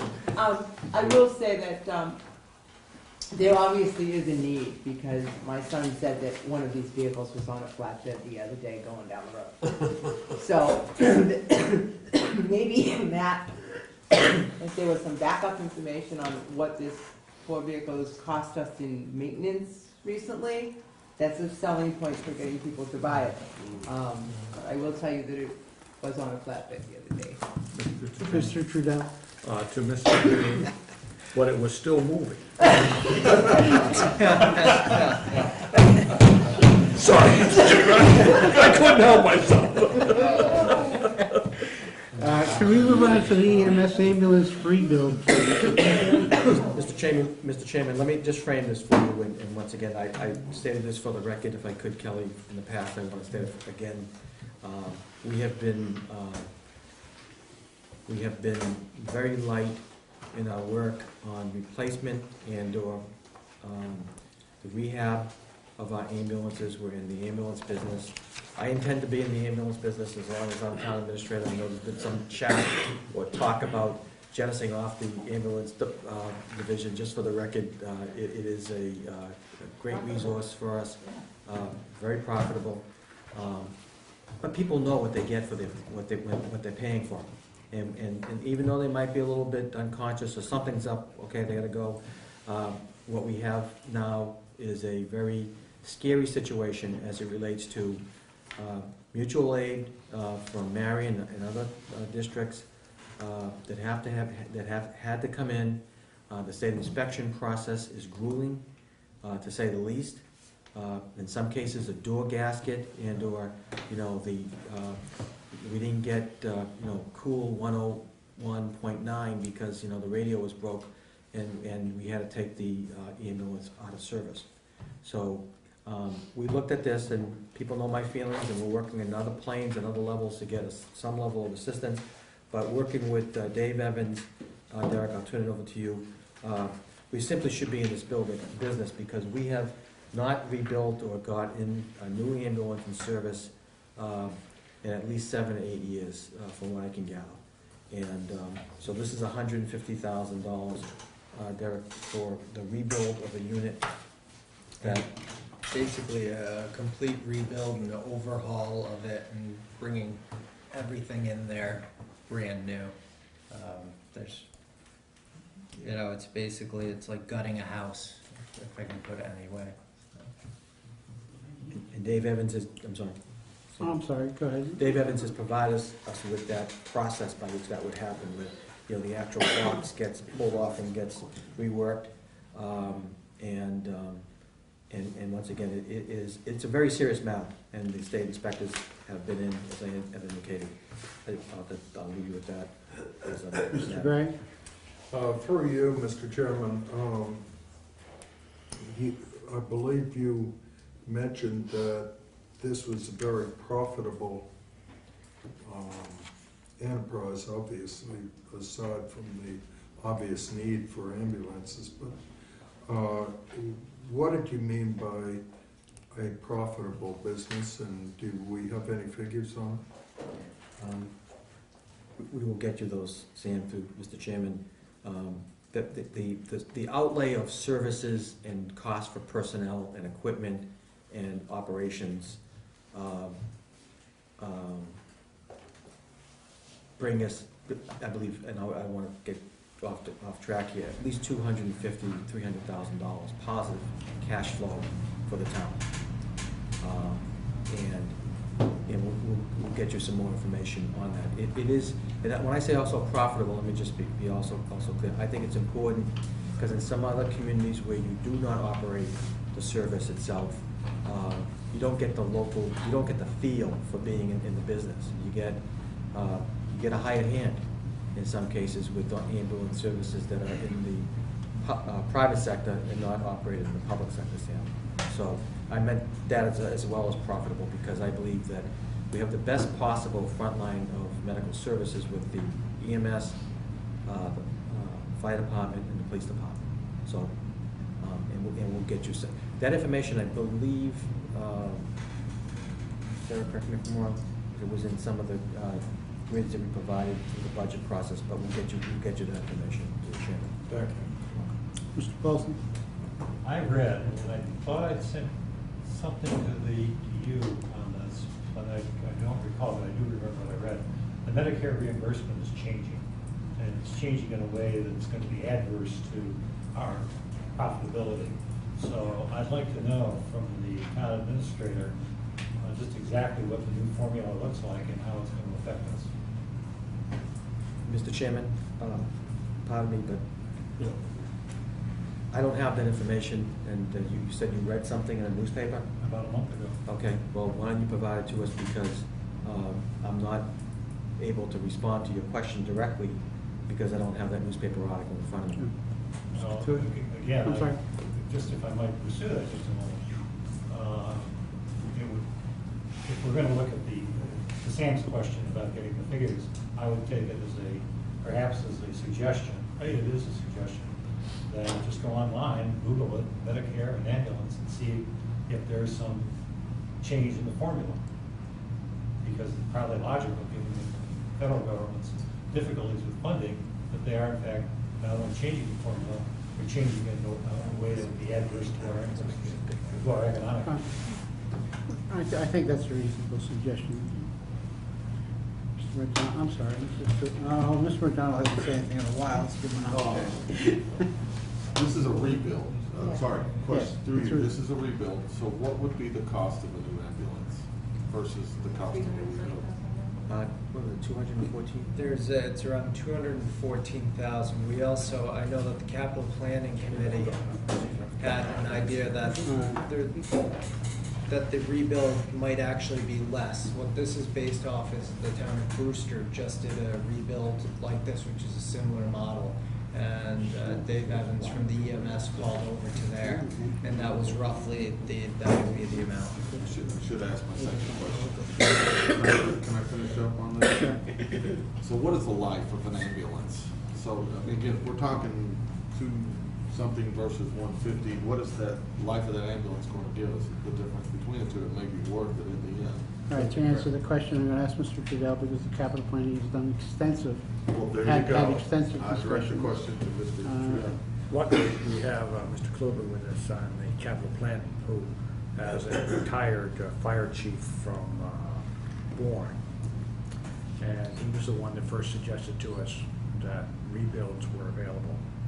And the way he explained it was, you have a new ambulance, and after about 4 years, it's time to rebuild it. You can rebuild them once, not twice. And when they rebuild it, they drive it in, they lift the box, they throw everything else away, the cab, the transmission, the frame, it's all gone. They drive a new cab, new engine, new tranny, new frame. You take the box, they strip the box, they put in new lighting, they put in everything that brings it up to current standards, strap the box back on, deliver your ambulance. So you get a new one, you get one rebuild, so somewhere around 8 to 10 years, you look about That would- finished your ambulance off. That's providing, of course, that you're rebuilding it, not Just drop. assuming the positive cash flow and not doing those things, because obviously.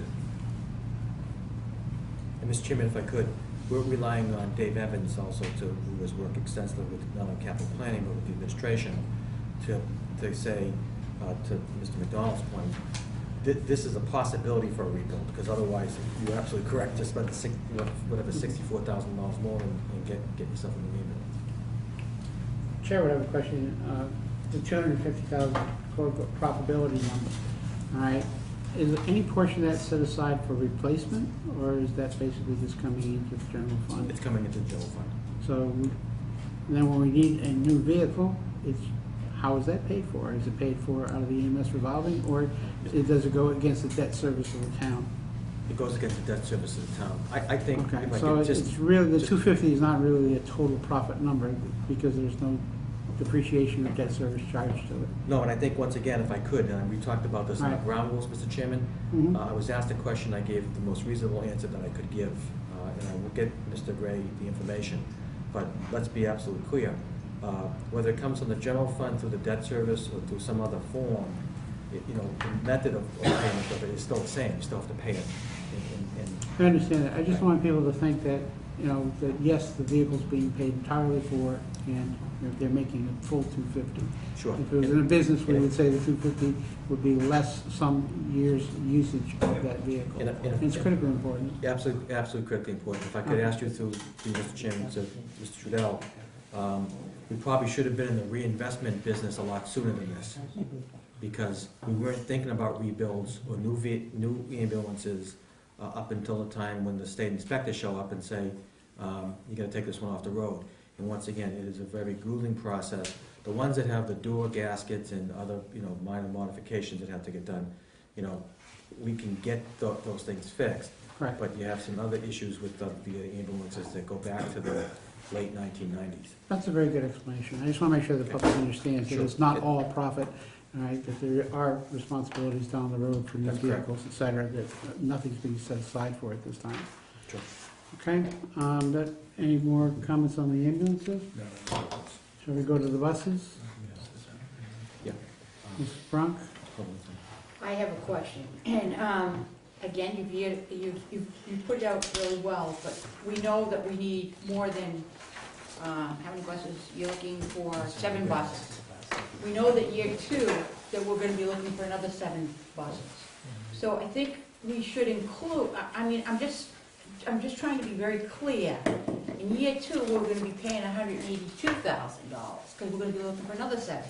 And then year 3, they're gonna be looking for another 7, and they're gonna be buying out for $350. It's gonna cost us $623,000 from year 3 on, because it's gonna be a continuing of making them safe and keeping them safe. And I just want the public to know that. Mr. Chairman, we kind of anticipated that question. That's why you get this worksheet before you.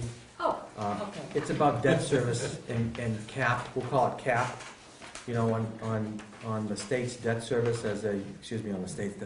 on the town's debt service as it relates to state finance laws and the prescriptions that we follow. We worked very hard with capital planning and the finance committee and the board of selectmen to understand, how do you solve this problem? It's an issue of making a step into the pool. You can't get to swim until you get into the pool. So, my opinion, it's time to get into the pool. And I said this at the last meeting, there may be a few less Christmas cards this year, but so be it. We know we can fit this into the debt service because we're working closely with the treasurer collector. And it's based off of the analysis that we got from the school department and their prospective transportation coordinator in bidding and getting information on a yearly basis. And we know we're going to hit some tough years, but we're going to be taking other things off the debt service list, like the backhoe we just purchased, like the street sweeper we just purchased, like the communication system for the police department. So as that cycle of debt gets paid down, we're going to increase our cap. And what Derek did was a very simple, Derek, maybe you want to walk through it, and simple analysis to show you that we are concerned about it, but we believe we can fit this into our forward planning. And he put a very simple program together, but if you want to go through it, please. Yeah, simply the genesis of this was I was having a similar question. I wanted to see it with my own eyes, what I'd really be looking at. So I created 4 phases, went over 7 years. Obviously, you can extend it out for forever. We've got year 1, the 91,000. Then year 2 is going to show the 91,000. Then the next phase, phase 2 in there, which I increased because I anticipate costs going up. That's the rule. And then you'll go on to year 3, which is when the next phase kicks in, where you'll see that also that the next phase is a 3% increase as well, and going through there. So you see, you do have that. You have the peak, and then the cascade down, and then you'd go on further there. Each one, year 4, you'll see the $350,000 buyout. Year 5, you have a $360,000 buyout. Year 6, $371. Year 7, $382. Now we all know that's not the end after the years. You'll see something underneath, I'm sure, that will either pique your interest or horrify you. I don't know. It's what I put together. It's just kind of a comparison on that. If we had the DOR local meals option, lowered that 5% off of their estimates, and said, what if we, let's say the buses were just funded with that. Not a suggestion, but that's just some sort of comparison to myself. And you'll see how it goes on there. The first year, the $291,000, that would essentially go to free cash, since we can't just earmark it for that. See, then the following year, we'd have about $488,000 going over towards free cash.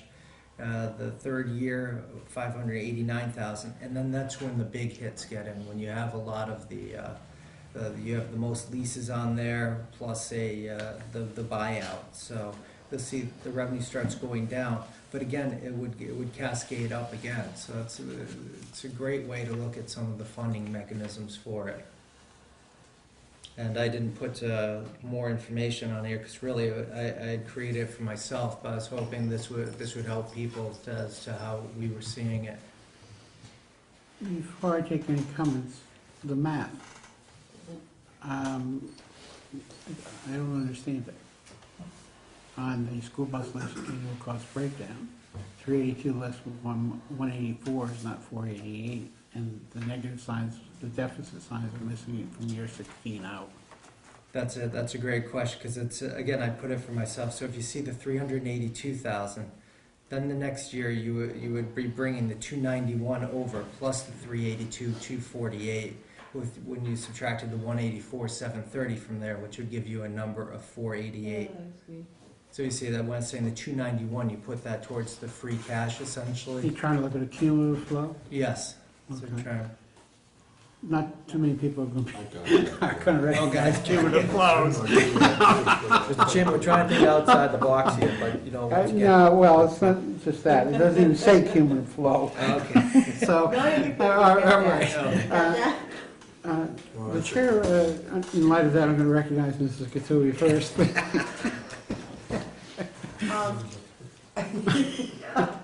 Yeah, the least numbers expert. I like this. Matter of fact, I had asked for something like this at our last meeting. My only question or my only comment, and you can answer this or you can refuse to answer it, I don't really care. But first off, this plan was supposed to take into effect when, I don't know how many years ago it was, that town of Wareham went into the busing business in the first place.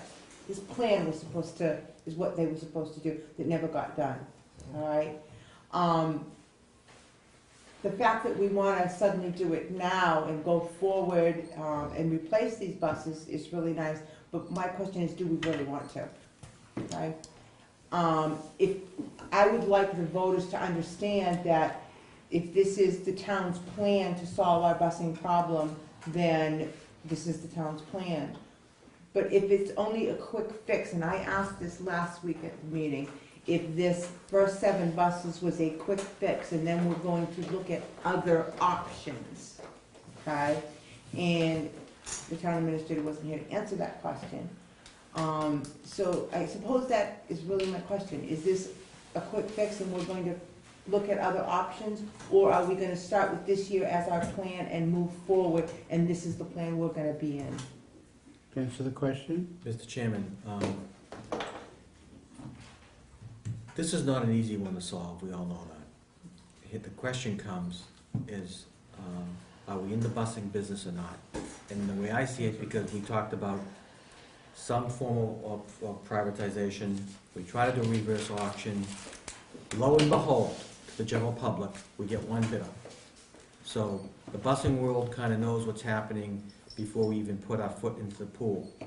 And I'm simply not going to sit back, and it's not a one-time hit, a one-time wonder, or whatever that program is on Sunday nights that they have, one-hit wonders. You can't be in the business. We could try some other things down the line in terms of, you know, overall privatization of some of the maintenance and some of the service. And other people have done a lot more work at this than I. But I'm willing to take the step forward and say that Either we're in the busing business to get our children safely transported to and from. We face a number of issues, as we all know, in this world, and this is a key one. And probably should have been, because I went back and, not to pick on capital planning, this has been talked about until pretty much everybody's blue in the face, okay, including myself. So we are in the busing business. And what Derek and I were trying to do is say, okay, we have this new revenue source. Great minds around this table have already said to me, let's split the money 50-50 in Article 2. I don't think that's the way to go. I think we should be sitting and talking and deliberating about capital each year. And as we get off of the public safety thing with regards to the cruises, and by the way, that has been sustained. And look at the result, okay? We are making great strides. So as we pull that back, we try to look at, with John Foster, treasurer collector, how do you get into the next phase of this if you're going to be in the busing world with this? And it doesn't mean that we can't do reverse auctions to say to the world that's out there, maybe you can run this better than us, take our buses, you run it, we'll give you a one-time lump sum, and you can do it. And it is the town's responsibility because it comes out of the town's coffers to pay for this. It's not out of the school department's budget. That's the other misnomer that's out there. It's the town's responsibility. The town administrator is putting this forth. I'm looking for your help to get this at least, discussed fully.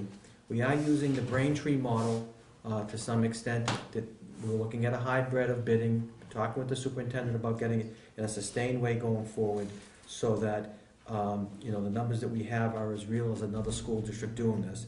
And the last point I'd like to make is that I'm happy to be here at every meeting, but I told you through my ground rules, and I just want to straighten this out for the record.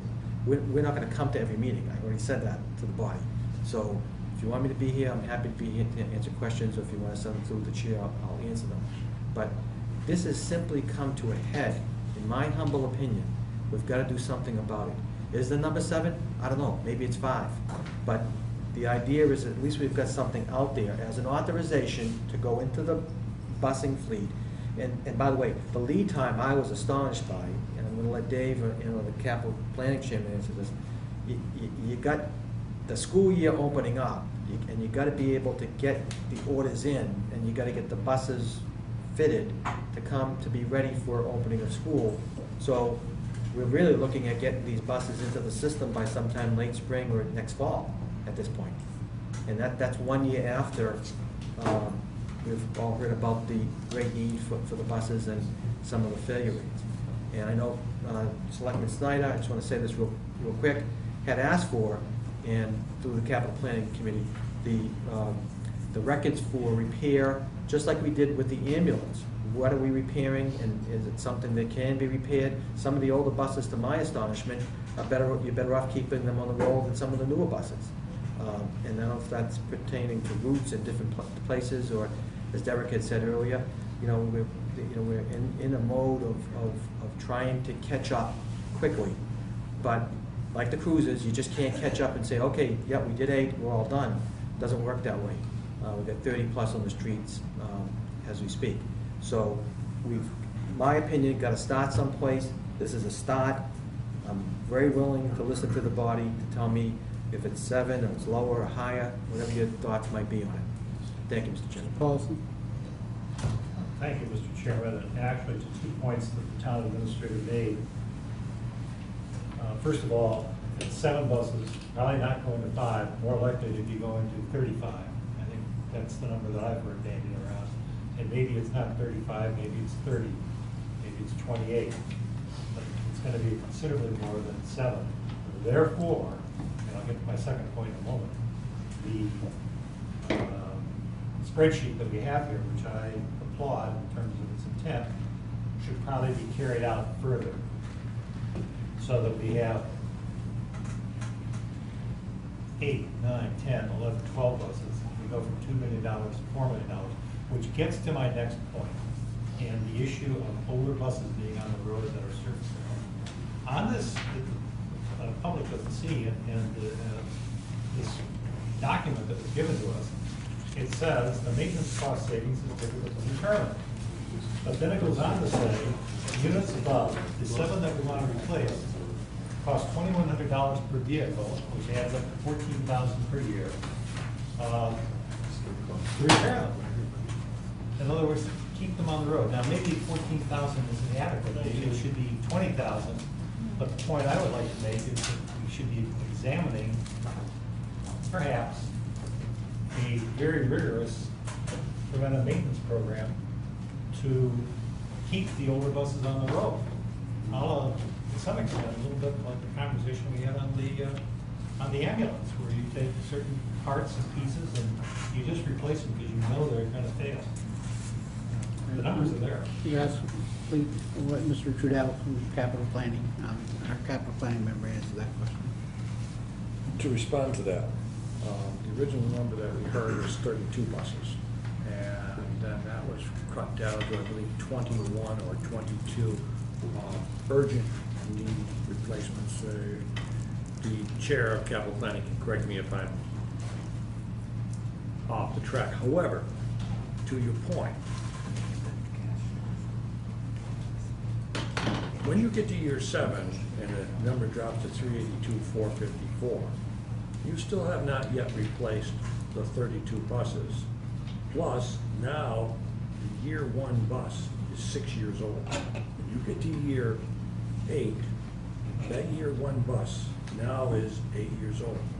We're being told that their life on these is basically at the lowest cost of maintenance is at 5 to 7. So, to your point, some of these buses, in addition to the ones that we're going to have to replace, are going to be in those out years. What the number is going to be is going to be brutally hard to predict, because nothing says that 14 of them won't be out of action by the end of this year. So he's working with some tough numbers, but to your point, the out years of 8 and 9 could be supported by some suppositions that tell us where the numbers are going, because they're going to start going back up again. Because now your buses are, so there's that aspect of it when you talk about out years. Good point. Mr. Gregg? 2 points, if one is a question really, through you, Mr. Chairman. I've heard numbers that have gone from 28 to 40 on buses. I'd like to know how many buses we have now. I have that in the capital. To answer that question? It's gritty or something. Mr. Chair, I thought I sent you an Excel spreadsheet on that. I did have it there, and I don't, it's. You did, Well, but I that's- don't have it right with me. Well, I don't have it right with me either.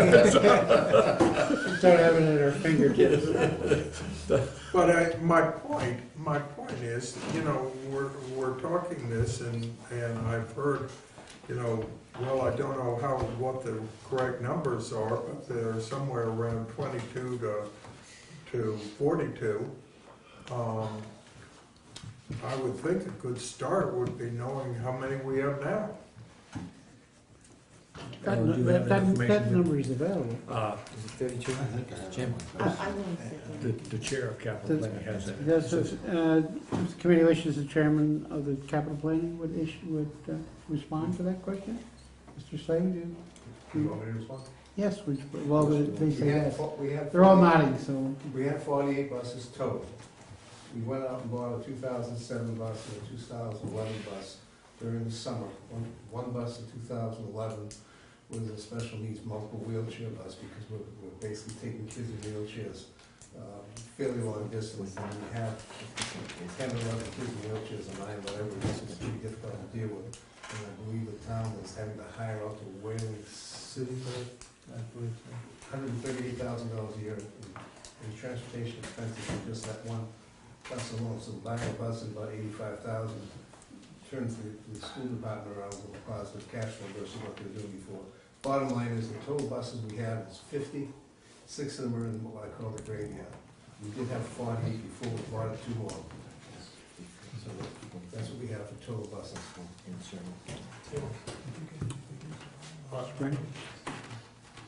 Okay, we got 56 are in the graveyard, so say we got 44. Correct. What I'd like to see is a plan of how we're gonna replace 44 buses, because that's what we're gonna have to do to keep into service. And what we got here is 28, but, you know, some way, we gotta get to the 44 that we have. And I would also ask the question, you know, I hope that there's been, and I guess the town administrator has alluded to, are looking at various options. But I would hope that we give a very serious look toward a operating lease. In other words, get out of the business of trying to run the school buses ourselves, but have somebody who's a professional at it do it themselves. And I only know it from a business viewpoint where we found that leasing vehicles was a very economical solution. And I will be the first to admit that school buses, I'm sure, are different from normal cars, but I would hope that we looked at that option very closely. Mr. Chairman, just real quick, and I think Sam hit it right on the head. If we had that foresight back a decade ago, or even 5 years ago, and people could compile the information about the maintenance records and kind of the trending of some of the work, okay, we would have been better able, I believe, to get into the world of 7 or 10 or whatever it turns out to be. But I believe this aggressive schedule will take us out of the maintenance business, because I believe there's 2 part-time people working to fix 44 buses. I'm not sure how that works. 2 full-time, 3 part-time. Two full-time and 3 part-time. So, once again, data drives, empirical data drives where we are, in my mind's eye, to Sam's point. We should be out of the business of maintenance. We should have the buses under a general scope of services that guarantee that we're gonna get our inspection sticker on that bus, period. And if it doesn't stay on, then somebody's gonna be held accountable for it. And that's the type of approach, particularly if you're going forward with, once again, what we're saying is 7 at a time, to get to a point where you're really keeping accurate records of what happens and what doesn't happen. If it wasn't for Selectman Begley and Selectman Snyder researching this matter, the town would have not known about this. We would not be at this point of understanding. We would not have this general knowledge, if you will. To Sam's point, because we should not be in that business and trying to put, you know, if you will, pardon the French, a shine on a sneaker. It's a poor situation, and we're not going to be able to recover from it unless we get into that business and get out of the maintenance business, save those costs, pour that money back into maybe another bus or half a bus or something, and get us moving in the right direction, Mr. Chairman. Mr. Paulson. No, I was pointing to Sam. Oh, I'm sorry, Mr. Gray, do you have a follow-up? Just to clarify, what I was talking about was an operational lease where we didn't own the bus, we didn't maintain it, all we did was we go out Paid the fee. and we pay the lease, and they provide the buses in good shape and do the service. Mr. Cameraro? Has anyone looked into a price to where we do nothing? A monthly? No drivers, no maintenance, no nothing, just pay the fee? Yeah, Right, what I'm exactly. telling you, has anyone ever looked into that fee? Yes. To know what that would cost, Mark? To answer the question, We used to do it. Mr. Trudell, would you answer? I would just say that capital planning has looked at some numbers. However, I will say that we have made our recommendations to the town administrator. We've looked at some of those numbers, Don. Yeah. Specifically, I can't answer. I'll just say that town administrator and capital planning are not always in agreement in this particular area, okay? And we have beat it to death. And I know it will be beat to death this Tuesday. And I know next week, this committee is going to be out flagging the question of buses. So your question of that, I'll defer and we'll take up Tuesday morning if that's okay with you. Is there a number of them available? I'll Mr. need Chairman. it right now. Mr. Chairman, Dominic's point, Yep. the reverse auction would have showed us that, because the reverse auction would have said exactly what Dominic is saying. Take the fleet, take the operations, take the lubes, take the gas, take, or whatever we want to hold back in some I cases. understand that, but I don't want to Okay. rehash that. There's I'm not saying in so that. many different ways. I'm just Let's saying not that rehash that here He has now. an excellent point, and we should, I know. we could do that again very simply, if we had enough bidders in the process. Mrs. Cattolia. I'm gonna make two comments and then I'm never gonna speak on this subject ever again. One is, and I beg to differ with you, Mr. Town Administrator, that people, for 10 years didn't look ahead about this, okay? There was a transportation director who filed a report every year saying everything was just fine and she made money at it, or whatever the story was, and buses weren't being replaced. So if they don't have that information as to what the maintenance was costing them year by year by year, then shame on them, I'm sorry. That's point number one. Point number two is, and this is constructive criticism, I hope, and that is with Derek's plan here, okay? I really like it. I think that this is something that needs to be put in the simplest form possible for a PowerPoint presentation to be put right up on that board, okay? That everybody can understand. And I think that just using, I think it was 32 buses, the regular bus routes, I'm not talking about the special needs buses or any of that or whatever. What is needed to run the regular bus routes need to be included in a plan going forward for an operation of this so that the town, people of the town of Wareham can understand what this is gonna cost long term.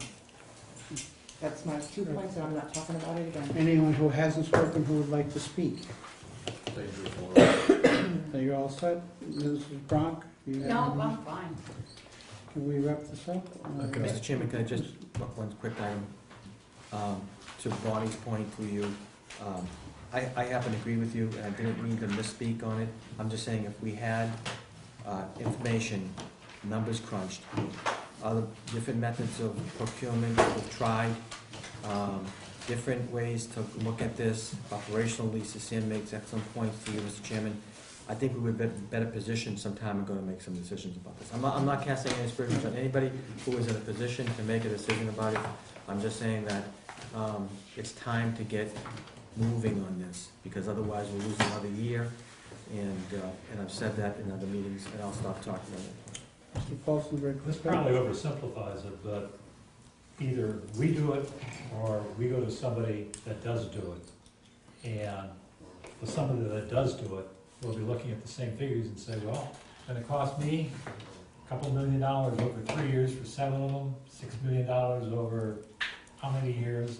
He or she's gonna look at the same numbers and come to pretty much the same conclusion. One way or the other, the town is gonna have to pay for it. And those numbers they're not necessarily cast in stone, but they're what we're facing. We don't have much choice. Yeah. I'd kind of like to wrap this up if we could, because there's other people waiting, but I have one question to Mr. Sullivan, if I might. I've heard mention that there's a possibility that the school would attempt to come up with 3 buses. That would work out to $39K. The question I have is, in the second year, will they have the $39K, and in the third year, will they have the $189K? Because if not, then all your numbers here would change significantly in terms of 3 additional buses. I think if you could come to capital planning Tuesday morning with that information would be helpful to us, because that may impact your costs to the town administrator. And I don't know what the answer is on that one, and I'm concerned. Bronk? It is what it is. If we have to pay for it here, if we have to pay for it there. We get, like I said, we gotta pay for it. We have to pay for it. But at least let people know what they're paying. Any further comments? I think simplify it, sell it, and pay a monthly fee. Chair will entertain a motion. Hold on, Mr. Trudell, on Article 1? on Article 1? But Yes. I would very much like to defer voting on this until capital planning has met, because I think capital planning has done a very thorough job on a lot of these items, and I would very much like to hear what their thoughts are before we vote. All right, I'll entertain a motion. Mr. Trudell? You took the words out of my mouth. I was going to ask if we could defer action on Article 1 until the 28th, which would give capital planning on the 27th time to have had the discussion on Article 1, and then perhaps the chairman of the capital planning and myself can help you understand what our voting was on that day. There's a motion on the floor. Is there a second? All right, discussion. I will caution everyone. Remember, we set dates, and the dates were that we must have all our votes done by the 28th. All right, and that will only give us a couple of days to write up all our response, whatever remaining responses are required for the warrant as per the town charter. Now, that doesn't mean we can't work on other things ahead of time, but we must absolutely positively be done by the 30th of September. We have to get into the printer on time because we have a public hearing on the 12th. Okay, so I'm cautioning everybody on that. All right. Anyone else have any discussion on the motion that's on the floor? Seeing none, all those in favor? Aye. All those opposed? Abstentions? I'll abstain in this particular case. Jim? Yes.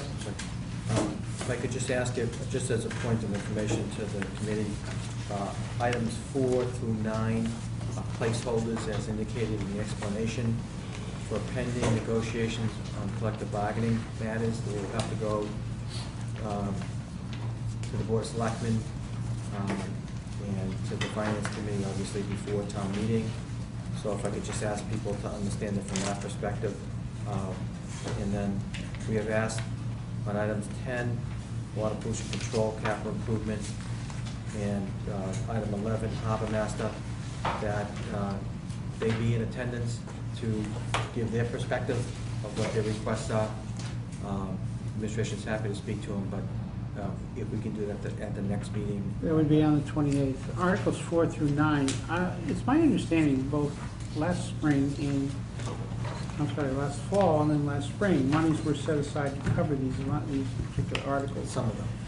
All right, so you're saying that, my first question would be how much still exists that's been set aside, and then how much additional are we talking? And if these are not settled, could these not be covered the same way that they have previously in a single article saying that we set it aside, and then as these are settled, just have them brought forward? Mr. Chairman, just for the edification and understanding, the way I understand the process to work, I'll speak for myself, is that you finish a negotiation, it is ratified by the members, it's brought to the Board of Selectmen, they can make changes, they can suggest further research or other things. It is then brought from the Board of Selectmen to the town meeting. I am suggesting that we are close in on target on a number of these. I won't go into detail tonight because I don't have the information in front of me. They are placeholders for those contracts that we can settle and will settle, and you are correct. There is a reserve account that will not handle all of the amounts on this sheet, depending upon how they play out. But that process will be going forward. We didn't want to miss the town meeting in order to get these collective bargaining matters settled through that process. Right. I fully understand that. The caution I would give you, our meeting's on the 28th. Whatever is completed by then, we will vote on it. If it's not completed, it will have to fall under whatever amount's been set aside. or unless you want to introduce it. Well, I don't even know if you can put another article in to increase the No. amount. All right? I mean, that's all I can say is I cannot see us going to the town meeting and asking the citizens of the town to approve any of these articles with no numbers. Mr. Chairman, I understand. We get lynched. Mr. Chairman, I understand, but Just you. the committee has to understand that, you know, Yes. we're trying to make certain and give the process its due, if you I will. fully understand. These are placeholders tonight, but That's correct. next Wednesday night, they must either have numbers or they will not be presented, correct, at the town meeting? That's what you say, Mr. Chairman, that's the way it's gonna go? Yeah, I guess you can present them, but they will not come with any votes from us if we don't have them by the 28th. Understand? I'm not getting down to the last 5 hours before the town meeting and then suddenly finding out we don't have resolutions. That's happened in the past. And we are obligated on every article that's related to finances to make a written recommendation, which we will be doing. And I can't be doing that in the last 5 minutes before the meeting. There's a stipulation that says that report has to be written 7 days in advance. That's simple. Thank you, Mr. Chairman. Thank you, Mr. Town Administrator. You're welcome. If I can make one other observation, Mhm. I'm sure you're gonna be talking about Article 2, but if it's okay with you, Derek and I will excuse ourselves, not Article 2, excuse me, Article 3. I just want to be on the record as saying to you that Article 3 is not needed because we've already done what Article 3 does in Article 1. We have taken into consideration, and I have spoken and worked closely with the superintendent. People can vote any way they want. I'm just trying to let people understand where I'm coming from, that the distribution of local funds, this question came up on the floor at town meeting, and the answer that was given is you need a home rule petition passed in order to govern the future use of any revenue. And what I'm saying to you, just for the record, that in Article number 1, we've already done that. This is a local exercise of governance, in my opinion. That local exercise of governance is something that I don't feel that we need to give up through any process. I don't think we need to send anything to Boston to say we want to split it this way or that way or some other way. Frankly, to be quite honest with you, I'm afraid of formulas, because 20 years ago, the state took up a formula, not to get too far afield, about how we're going to fund education in the state. And if anybody at this table can tell me how well that worked out in a positive way, I'd be hard pressed to say to you that we've made some strides, but there's not, in my opinion, a formula that can ensure success in the classroom or success with regards to capital items. I just want to be on the record with regards to that, and I'm happy to answer any questions for you. But the idea is that if we do Article number 3, it's going to radically change what happens in Article number 1, so that everybody's on the same page. Thank you. You're welcome. Can I ask a question? McDonald? Through you, Chair? Where did the idea of the revenue being split 50-50 come from? Through you, to Mr. Andrews? Mr. McDonald, I think in the early days of this, and don't forget, just for people's understanding, the local meals program didn't pass, I think, 2 times previous at town meeting. I don't want any of the credit for it. I just want to be able to say, I think what your question is asking, you know, why do we need a formula to tell us how we're going to split it up? What if in 1 year the schools need 12 buses and we need to do something different than what we're doing on the town side? That's a local option that we need to maintain locally. No, And what that- I'm not sure exactly where it came from, but I've given my impression. That's what I'm trying to find out, is where this, I mean, somebody had to say 50-50 somewhere on the line, and I can again, answer that. okay, well, I'm new to the FinCom, and before I make a decision on this, I need to know where that came from. To answer the question, Mrs. Brown. Sorry. That came basically from the FinCom, because the FinCom was a big supporter, and it was basically Mrs. Donahue was really trying to get this through. And we talked about it, and we talked about the capital needs, and we could possibly sell it to the town meeting, because it did go down in flames twice, if we told them that because we had had so much work done by the capital improvements committee, we told them what we needed, and this is one of the only ways we had to generate. We could use it for that. So we basically sold this bill to town meeting with the intent that it's gonna go for that. Mr. Trudell? It's called salesmanship. And the town was sold a bill of goods. And there's no other way to put it. It was a feel-good, gee, let's do this. Now, there are two members of this committee. I won't mention Mrs. Catrulli and Mr. Trudell. I won't mention them by name. But there are two people on this committee who voted against that on the general principle. And because we knew it would go in the general fund and it would be split. So it's called salesmanship. Okay. But I didn't think that was gonna happen. I didn't. I didn't want to mention names. Well, I'm never gonna ask another question. All right, That's thank you, why it went down in flames though, both times. if we may. Any other questions, I guess, for the town administrator before you Is leave? DA running off? Yes, he is. Okay, can I ask one question forward on something, just before he runs off, just because I think I need an answer before I go forward with this? Yes. This boom truck for, water pollution control. You is just that a- addressed that. We're gonna have the, I can answer the question. well, you're gonna I have know them what the a next boom week, truck- I just right? wanna He's know- coming. I just want to know if it's specifically for use only by the water pollution that's a good control question. facility, or is it used as a general town vehicle? We'll have to check with the director, but I know they've shared equipment in the past, so I wouldn't be surprised if we couldn't do that going forward. Okay, well, I would want an answer to that question before I decided on whether I wanted this boom truck or not. Okay? Okay, thank you. Mr. Trudell? The real issue on the boom truck, Yeah, it's a safety factor. I understand that, that's So- not my point. Well, but my Okay, point I'll is, get to my we point. can say no, but when the guy gets crushed down below, Well, again, all to be discussed on the 28th, as far as that particular article, and also the harbor master, yes. Mr. Campino will be here, and Mr. Yes. Buckman. We will invite, if I could ask Kelly to assist me in inviting both Mr. Campino and Mr. Buckminster. I'll send them the invitation, I've been inviting them. Okay? Thank you, Mr. Chairman. You all set? Yes, I am. Pardon? Voting on three, or putting that off as well?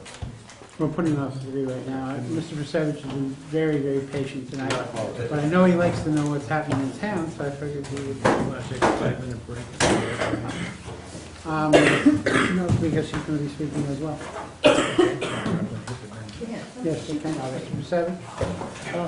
I'm sorry. Thank you, Mr. Andrews. You're welcome. Thank you, Mr. Sullivan. Thank you, Mr. Chairman. Thank you, Mr. Town Administrator. Mr. Chairman, my pleasure. As always. Negative returns on that, you know that, right? That's it? We'll talk later.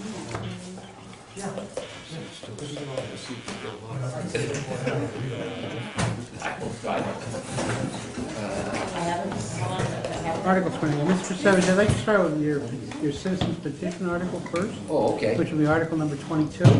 right. All right, the town meeting doesn't have very often citizens participation articles. Okay, this is a very simple article. What it requires is that anything that's distributed at the town meeting will have the name of the person, group, company, organization on the information to be distributed. Basically, what I saw, especially at the last town meeting, there were handouts that were being handed out that were very similar to documentation that I'd seen previously that were outside the town of Wareham and didn't have anything to do with individuals in the town of Wareham, yet the stuff was being distributed to the town meeting. So that's all we're doing here is it's a transparency type issue to people at the town meeting will know who's distributing this and they can make their own decisions on how they want to take the information. Happy to answer any questions if you... I have a motion for favorable action. Question. No, I need a motion for favorable I'll make a action. motion. Second. You have a second? Mr. Gray, second. Mr. McDonald made the motion. Discussion? Mr. Paulson, it's your favorite subject. Well, I'll ask some questions. And defer, Mr. McDonald? I'm sorry, Mr. Chairman, if you might. But this doesn't eliminate people from distributing that information anyways. No, So they're gonna distribute it anyways, whether it has their name on it or not. I think you should really go forward and try to eliminate information made illegal to, or not illegal, maybe that's the wrong word, but it cannot be distributed without their name on it. well, That eliminates, if they distribute it, whether it's got their name on it or not, people are gonna read it. Exactly. So you should eliminate it. You cannot distribute any information without a name on it. That would be a better way to put it, in my opinion. What does It's it the same matter? thing. No, because what if they distribute can it? you answer the question? Right. Yes. To answer the question, first of all, everything that's being distributed has to be reviewed by the town moderator. Mhm. Okay, this adds another level to that, okay? That if they don't have their name on it, it's not gonna be distributed. So they have to identify themselves. Now, if the town moderator okays the distribution and they have their town, and they have their name on it, then it would be okay. But I think to say, what you're trying to get to is to say, no, you can't distribute it because you're not from the town of Wareham. I think then you get into free speech issues, you get into all of those other things. And the idea that we had behind this was, if something's distributed in town meeting, the residents, the town voters should know where it's coming from. Mrs. Brown? I don't support this because I believe that the town moderator does have to approve it. And I do believe that individuals will go after and target people for putting their name down. And I don't want to see that happen to people. I've seen it happen to too many people. They get written up for this, get written up. If you're not thinking the same way one group thinks, or this group, or that way, people are fairly vicious and they go after people. I don't want anybody to be afraid to say what they have, be afraid for their job. Some people's jobs have been threatened for things they've said. And I don't want to see that happen. Mr. Tilly? I understand the petitioner's reason for doing this. I had picked up several pamphlets and didn't understand what the source of the information, okay? And I think that is what's misleading, that there is some information that is distributed that you don't understand the source of it, you don't understand where the research has come. And let's face it, Madam Moderator isn't going to stand there and go and research every single document that's put before her, okay? She doesn't have the time for that. She does. Well, unless somebody is gonna give this information with full documentation, copyright and everything else on it, then it's either you can't distribute it or you need to at least provide the source of the information and where it's coming from. Mr. McDonald?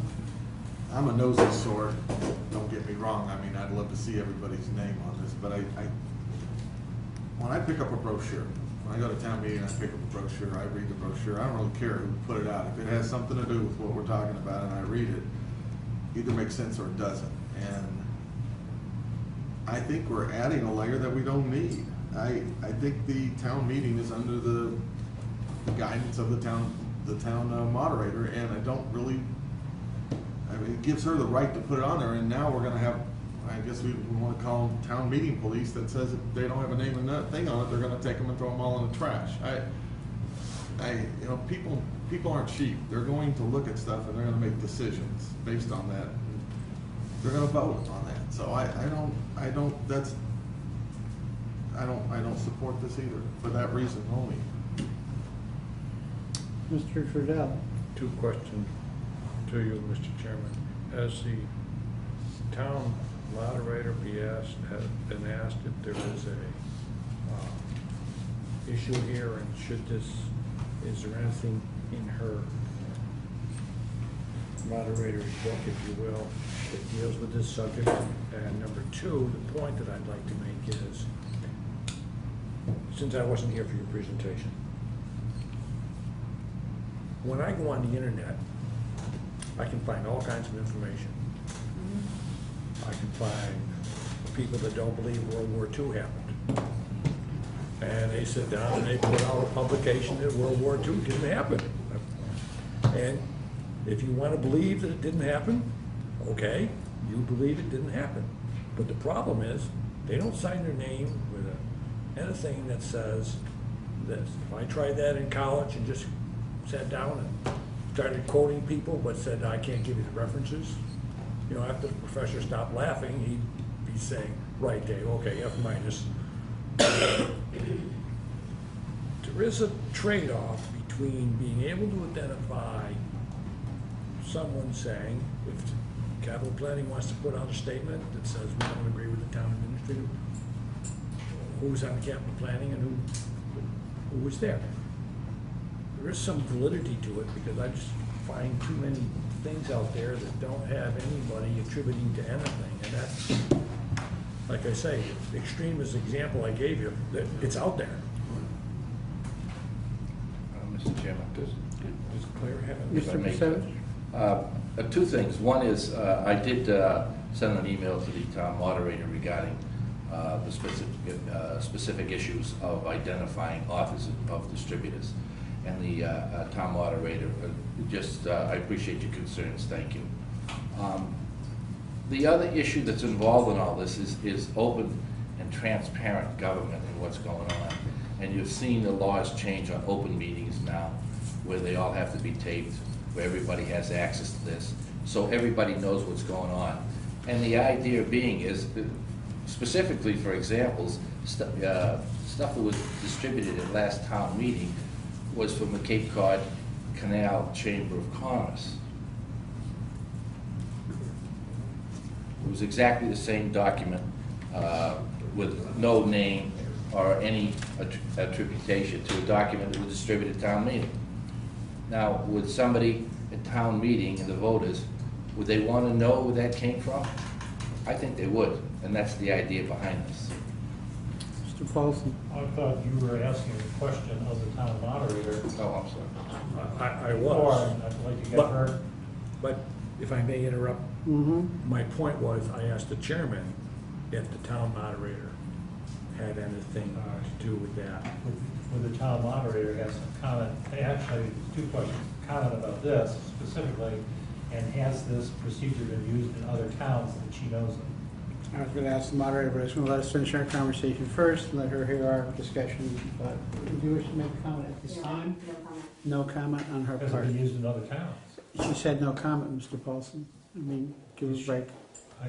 I understand it, Mr. Chairman. Thank you.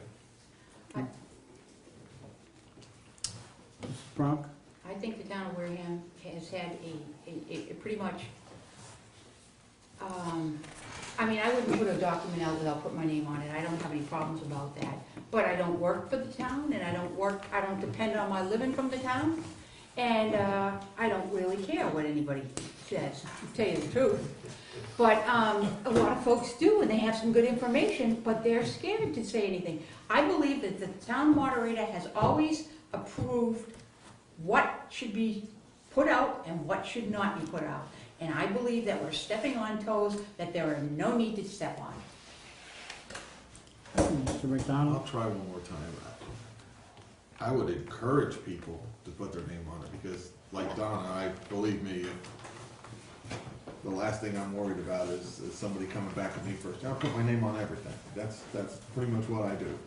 So I'm not worried about it, but there are people that have that fear, and I would encourage people, but I don't think I would make it law that they needed to put their name on it, because I think it really comes down to the choice for the town moderator, because she is the authority figure at town meeting, and I don't want to take that away from her, that is the town meeting and she's the authority figure. She's going to make the decisions on that, and I think that's fair. Maybe that's something she can address, another way. She wishes not to address it in open forum. Okay. Still taking Ms. Tilly?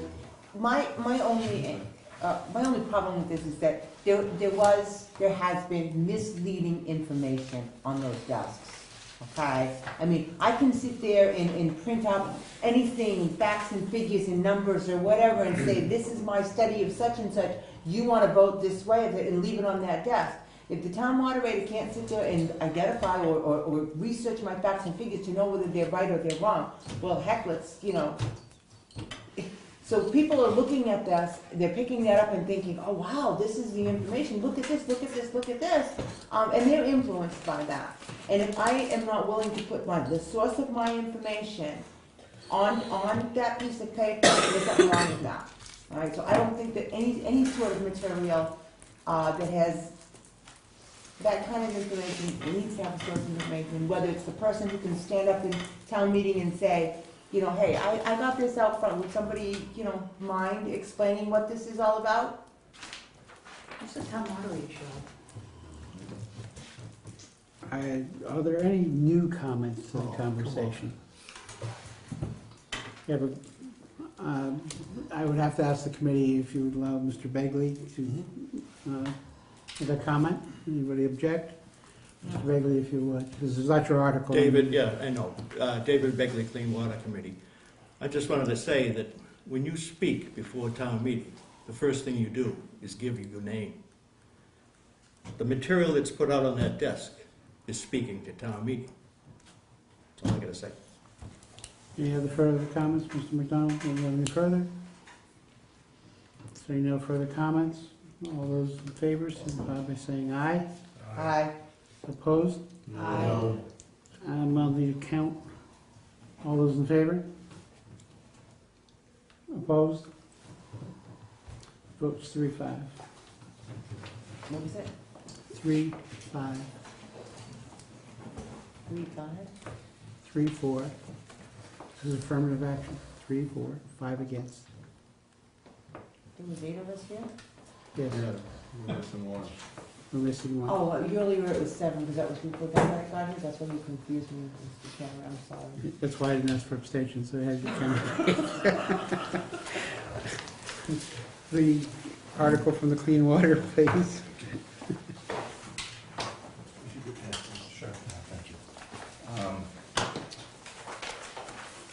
Mr. Paulson's passing down the changes that are in the current bylaw for earth removal were generated from Mass General Law, Chapter 40, Section 21, and that's what's coming around to you now, and it's item 17.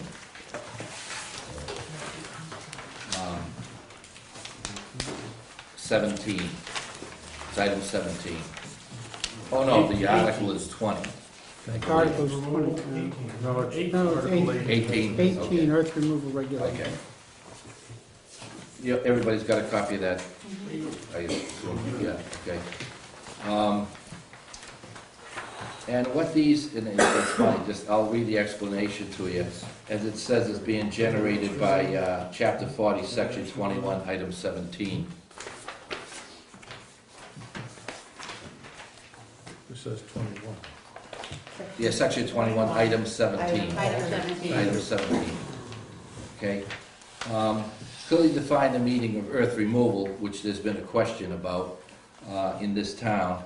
And we take the example right out of the law of what the definition of earth removal is. 2, protect our drinking water by prohibiting earth removal activities in Zone 2 as identified on the town of Wareham zoning map. Zone 2 is the recharge area for the Plymouth Carver Aquifer. Zone 2 has been scientifically identified as the area in which rain passes through the ground and enters the aquifer.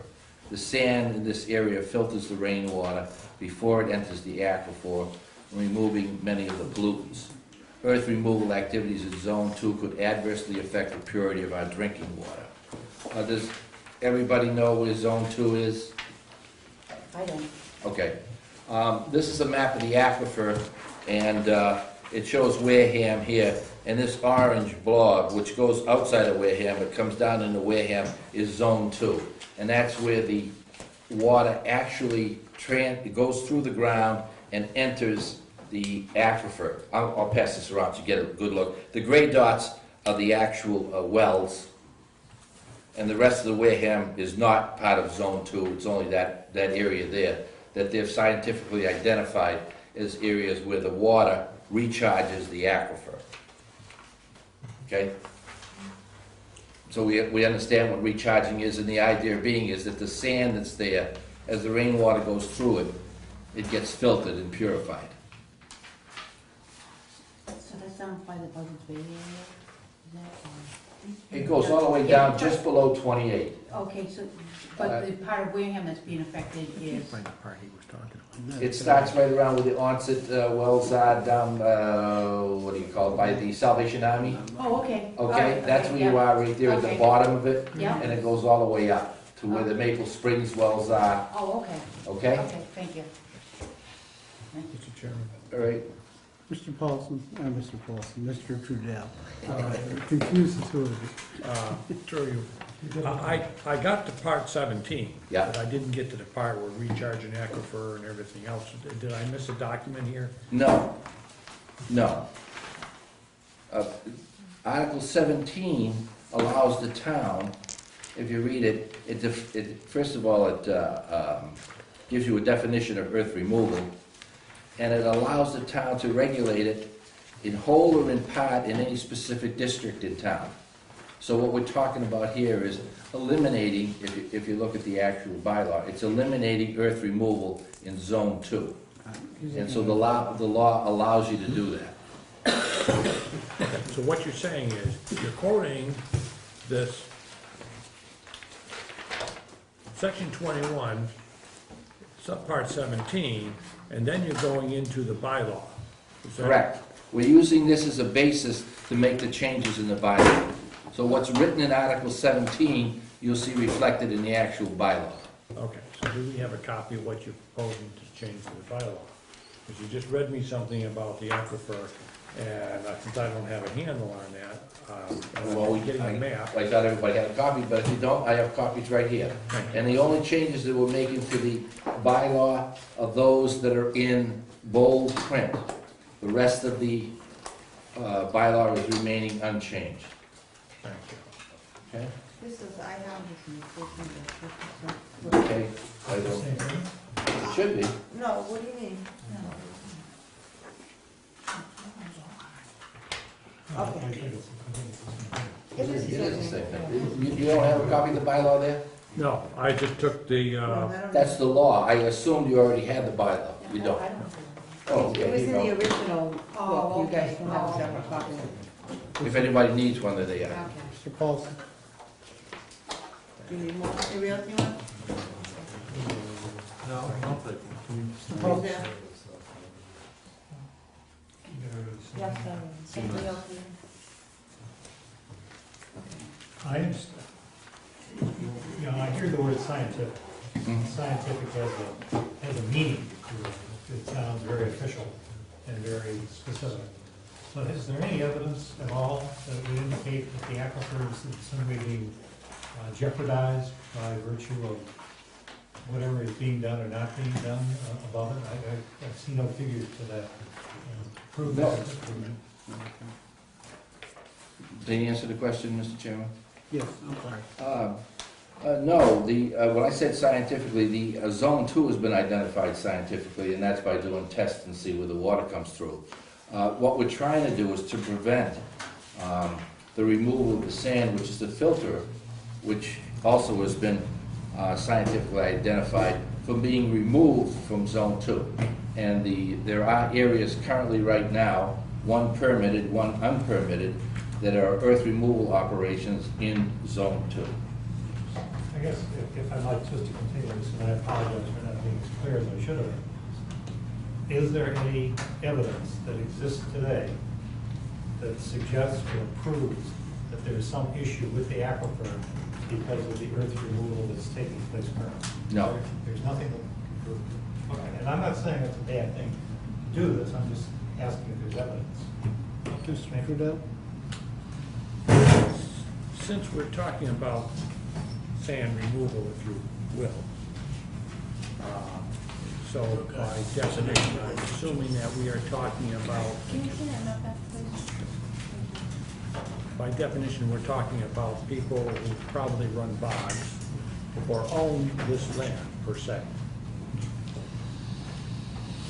Somebody has to own the land. Somebody has to own the land, but just to answer your question, through the chairman, it's got nothing to do with bogs. Okay, but somebody does own the land. Yes. At this point.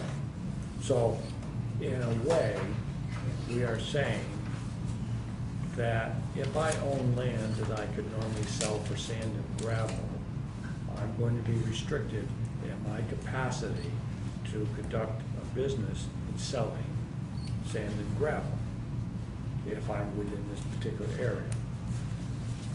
That means that as a landowner,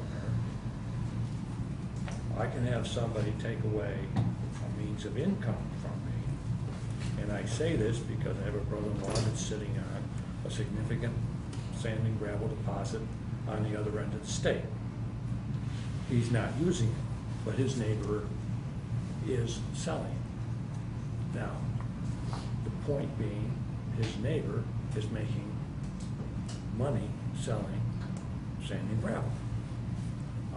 We make a change, then, as an example, his neighbor wouldn't be able to sell that sand and gravel. So, is that fair to the landowner? Can you answer the question, Mr. Chairman? Yes. The Massachusetts general law allows the towns to regulate and prohibit earth removal in total, which some towns do, don't have any earth removal allowed at all, or in specific areas. And that's what this bylaw is doing. And the purpose it's doing that for is to protect Zone 2. So yes, and that is provided for in the law, that's why I gave it to you. Okay. Mr. McDonald?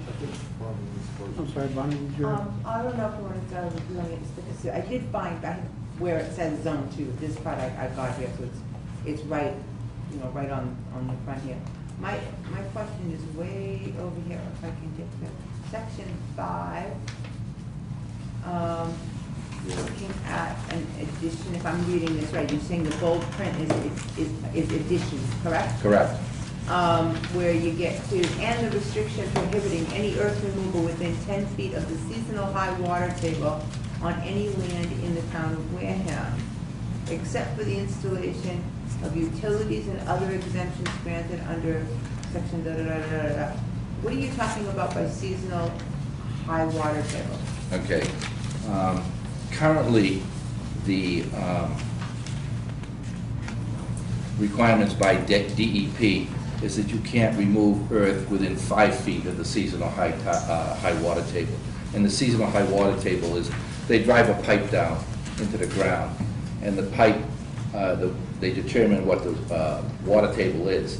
They say seasonal because you have to do it in the season that you're doing it, because the water table rate goes up and goes down according to seasons, wintertime, summertime, rainfall, snow, all of that. So they determine that when they're actually doing the project. And so this would eliminate from going down to 5 feet within the water table to 10 feet within the water table. And the purpose of that is also to put some more dirt between the water table and the excavation of the earth in order to clean it, basically. And that would be for all earth removal in the town. So you got another point there, if answering your question.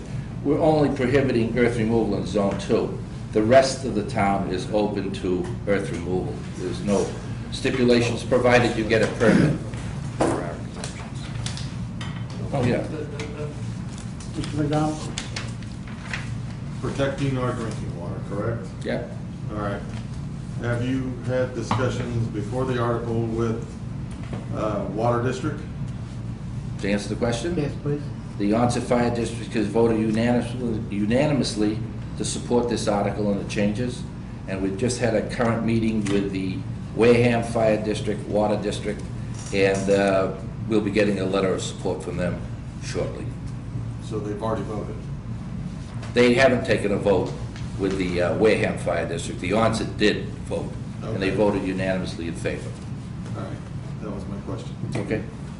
Cameron, 10 feet on the seasonal high water table in the land in the town of Wareham.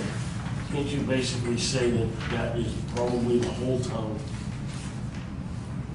Okay? No, not at all. Well, okay. Gotta be at least 90% of the whole town would not meet, would be in that requirement. Did he answer the question, Mr. Yes, Chairman? The current non-permitted earth removal operation in Zone 2, took down a 43-foot hill. They took out approximately 400,000 cubic yards and never got below ground level.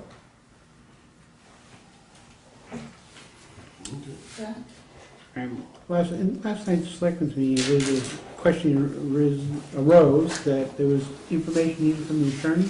Yes, to answer the question, if you look at the, next to the last page Of which document? please? of the, of the actual bylaw, there's a change, there's a bold print. I mean, it goes through page after page, but you'll see existing operations 1, and then it goes to 2. Okay, so one small paragraph. It says, any and all existing earth removal activities located in Zone 2 shall cease all earth removal activities within 30 days of the effective date of this bylaw. Restoration of the earth removal activity shall be completed within 1 year of the effective date of this bylaw. The question was raised, if I'm a permitted earth removal operation and I'm in Zone 2, is it legal to shut this off in 30 days? In other words, to tell you have to stop. Our position on the Clean Water Committee is very simple. You were issued a permit based on this bylaw. The bylaw changed. There's no grandfathering in a general bylaw. Zoning bylaws have grandfathering, but not general bylaws. So once it's effective, you got 30 days to shut down your operation in Zone 2. The legal, it's being reviewed by town council, that specific issue, and if they seem to have a problem, we don't have a problem about amending that to say within 30 days or when your permit runs out, whichever is later, which is similar language that I've seen previously. That's the issue that they were talking about, nothing about the other changes. Okay. In light of that, I would think that we would postpone a vote until the 28th. Go ahead, Don. I just have a question. Is this actually gonna put people out of business?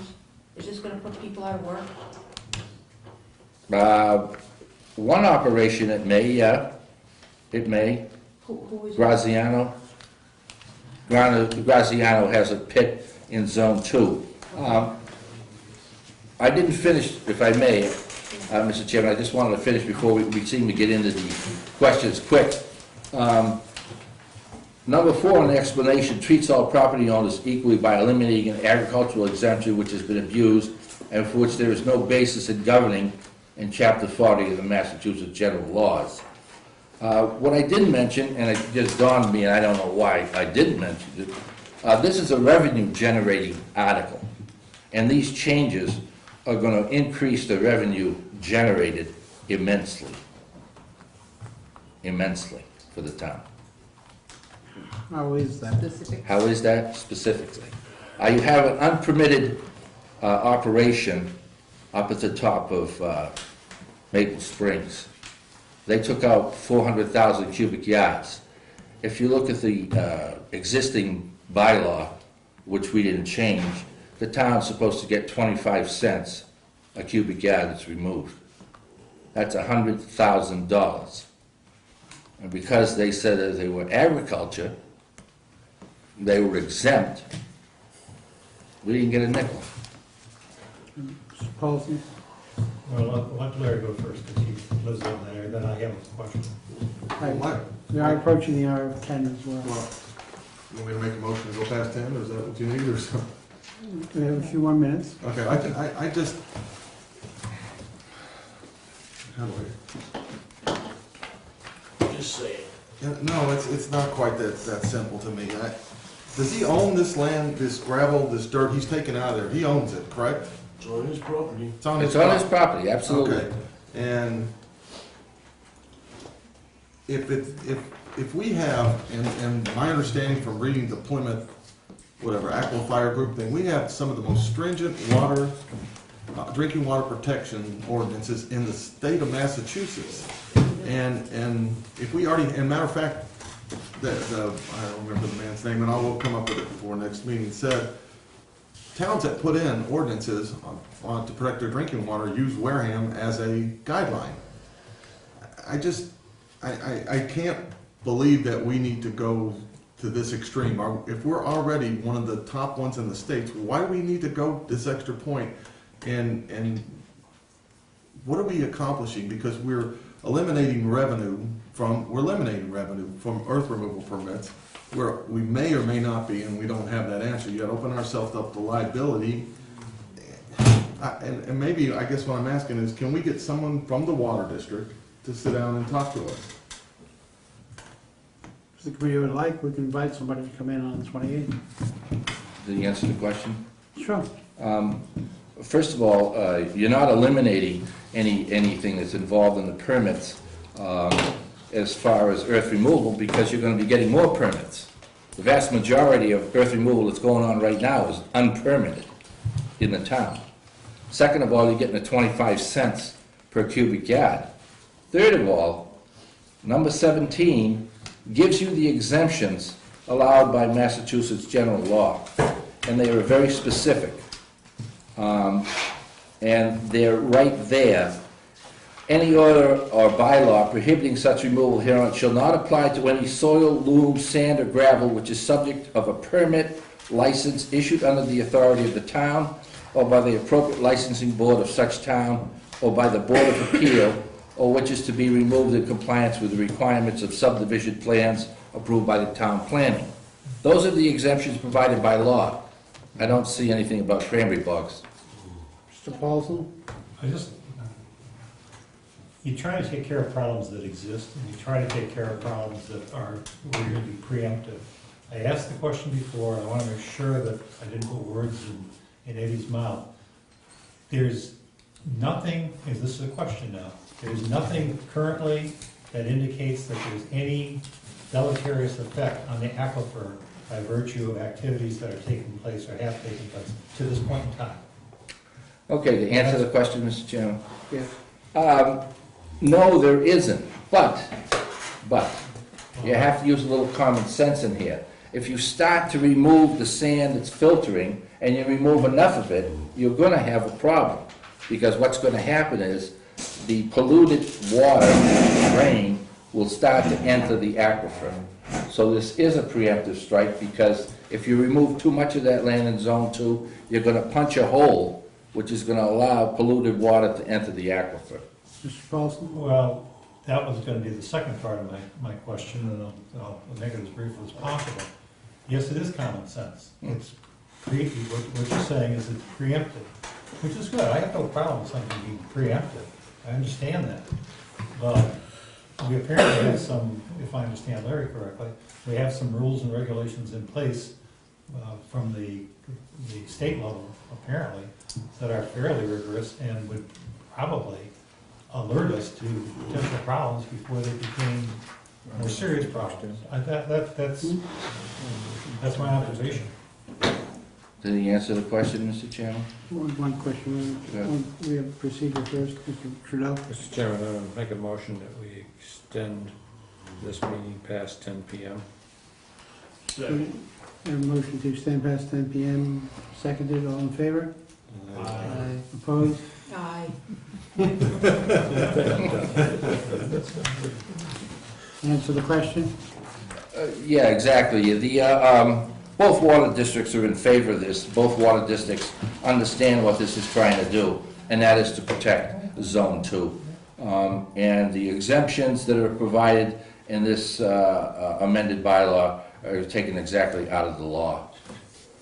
And I might say the water districts, in improving this, understand the situation of looking to the future and trying to protect the aquifer. Mr. McDonald? I just want to be clear, you have received a vote from the Wareham Water District, is what you're saying. Then you don't know that they are supporting you at this point. But my point being is that the people that are protecting our water are rightly, we're going to know. But when we start talking about unpermitted, if something's unpermitted, that's illegal, correct? No, that's not necessarily correct, because there is an exemption currently for agricultural. Right, but that is legal under the law. Well, there's no permit, it is illegal. I'm sorry, it's not illegal, there's no permit. There is no permit, There so it is is no legal. permit. So It is nobody legal is at this breaking the point law because- and doing anything illegal at this point. Nobody is breaking the law at Okay. this point. That's what I'm just trying to figure this And I out. suspect that one of the questions would come up, which I think probably has to do with the attorney, would be grandfathering.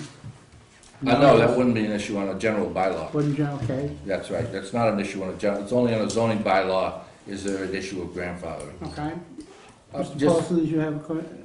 Well, only one further question, and this turns the clock back. Well, apologies. How is this different than the last time we brought this before town meeting? What changes? Is this, as I recall, brought up 2 years ago? No. No, this is, to answer the question, Mr. Chairman, sorry. Yes. First of all, we've got a list of earth removal, and the previous earth removal bylaw that was 4, maybe 5 years ago, didn't limit or prohibit zone 2. So that's all been changed. Okay. Mr. Chairman, just to respond to a previous comment, Yeah. just to I'm sorry. respond, just to clarify, we have a unanimous vote from the Onset Water District. We've already put on a presentation with the Wareham Water District. They didn't take a vote, they will be taking a vote, but they... Members the opportunity to make their presentation. All right, and I would ask that you be prompt tomorrow night as well. I was just gonna make a motion that you bring snacks tomorrow night, but I'm not gonna. You can bring me dinner. Not me. Motion to adjourn? Second. Snow caps. I think I heard a motion to adjourn, and I think I heard a second is non-debatable. All in favor? Aye. Opposed?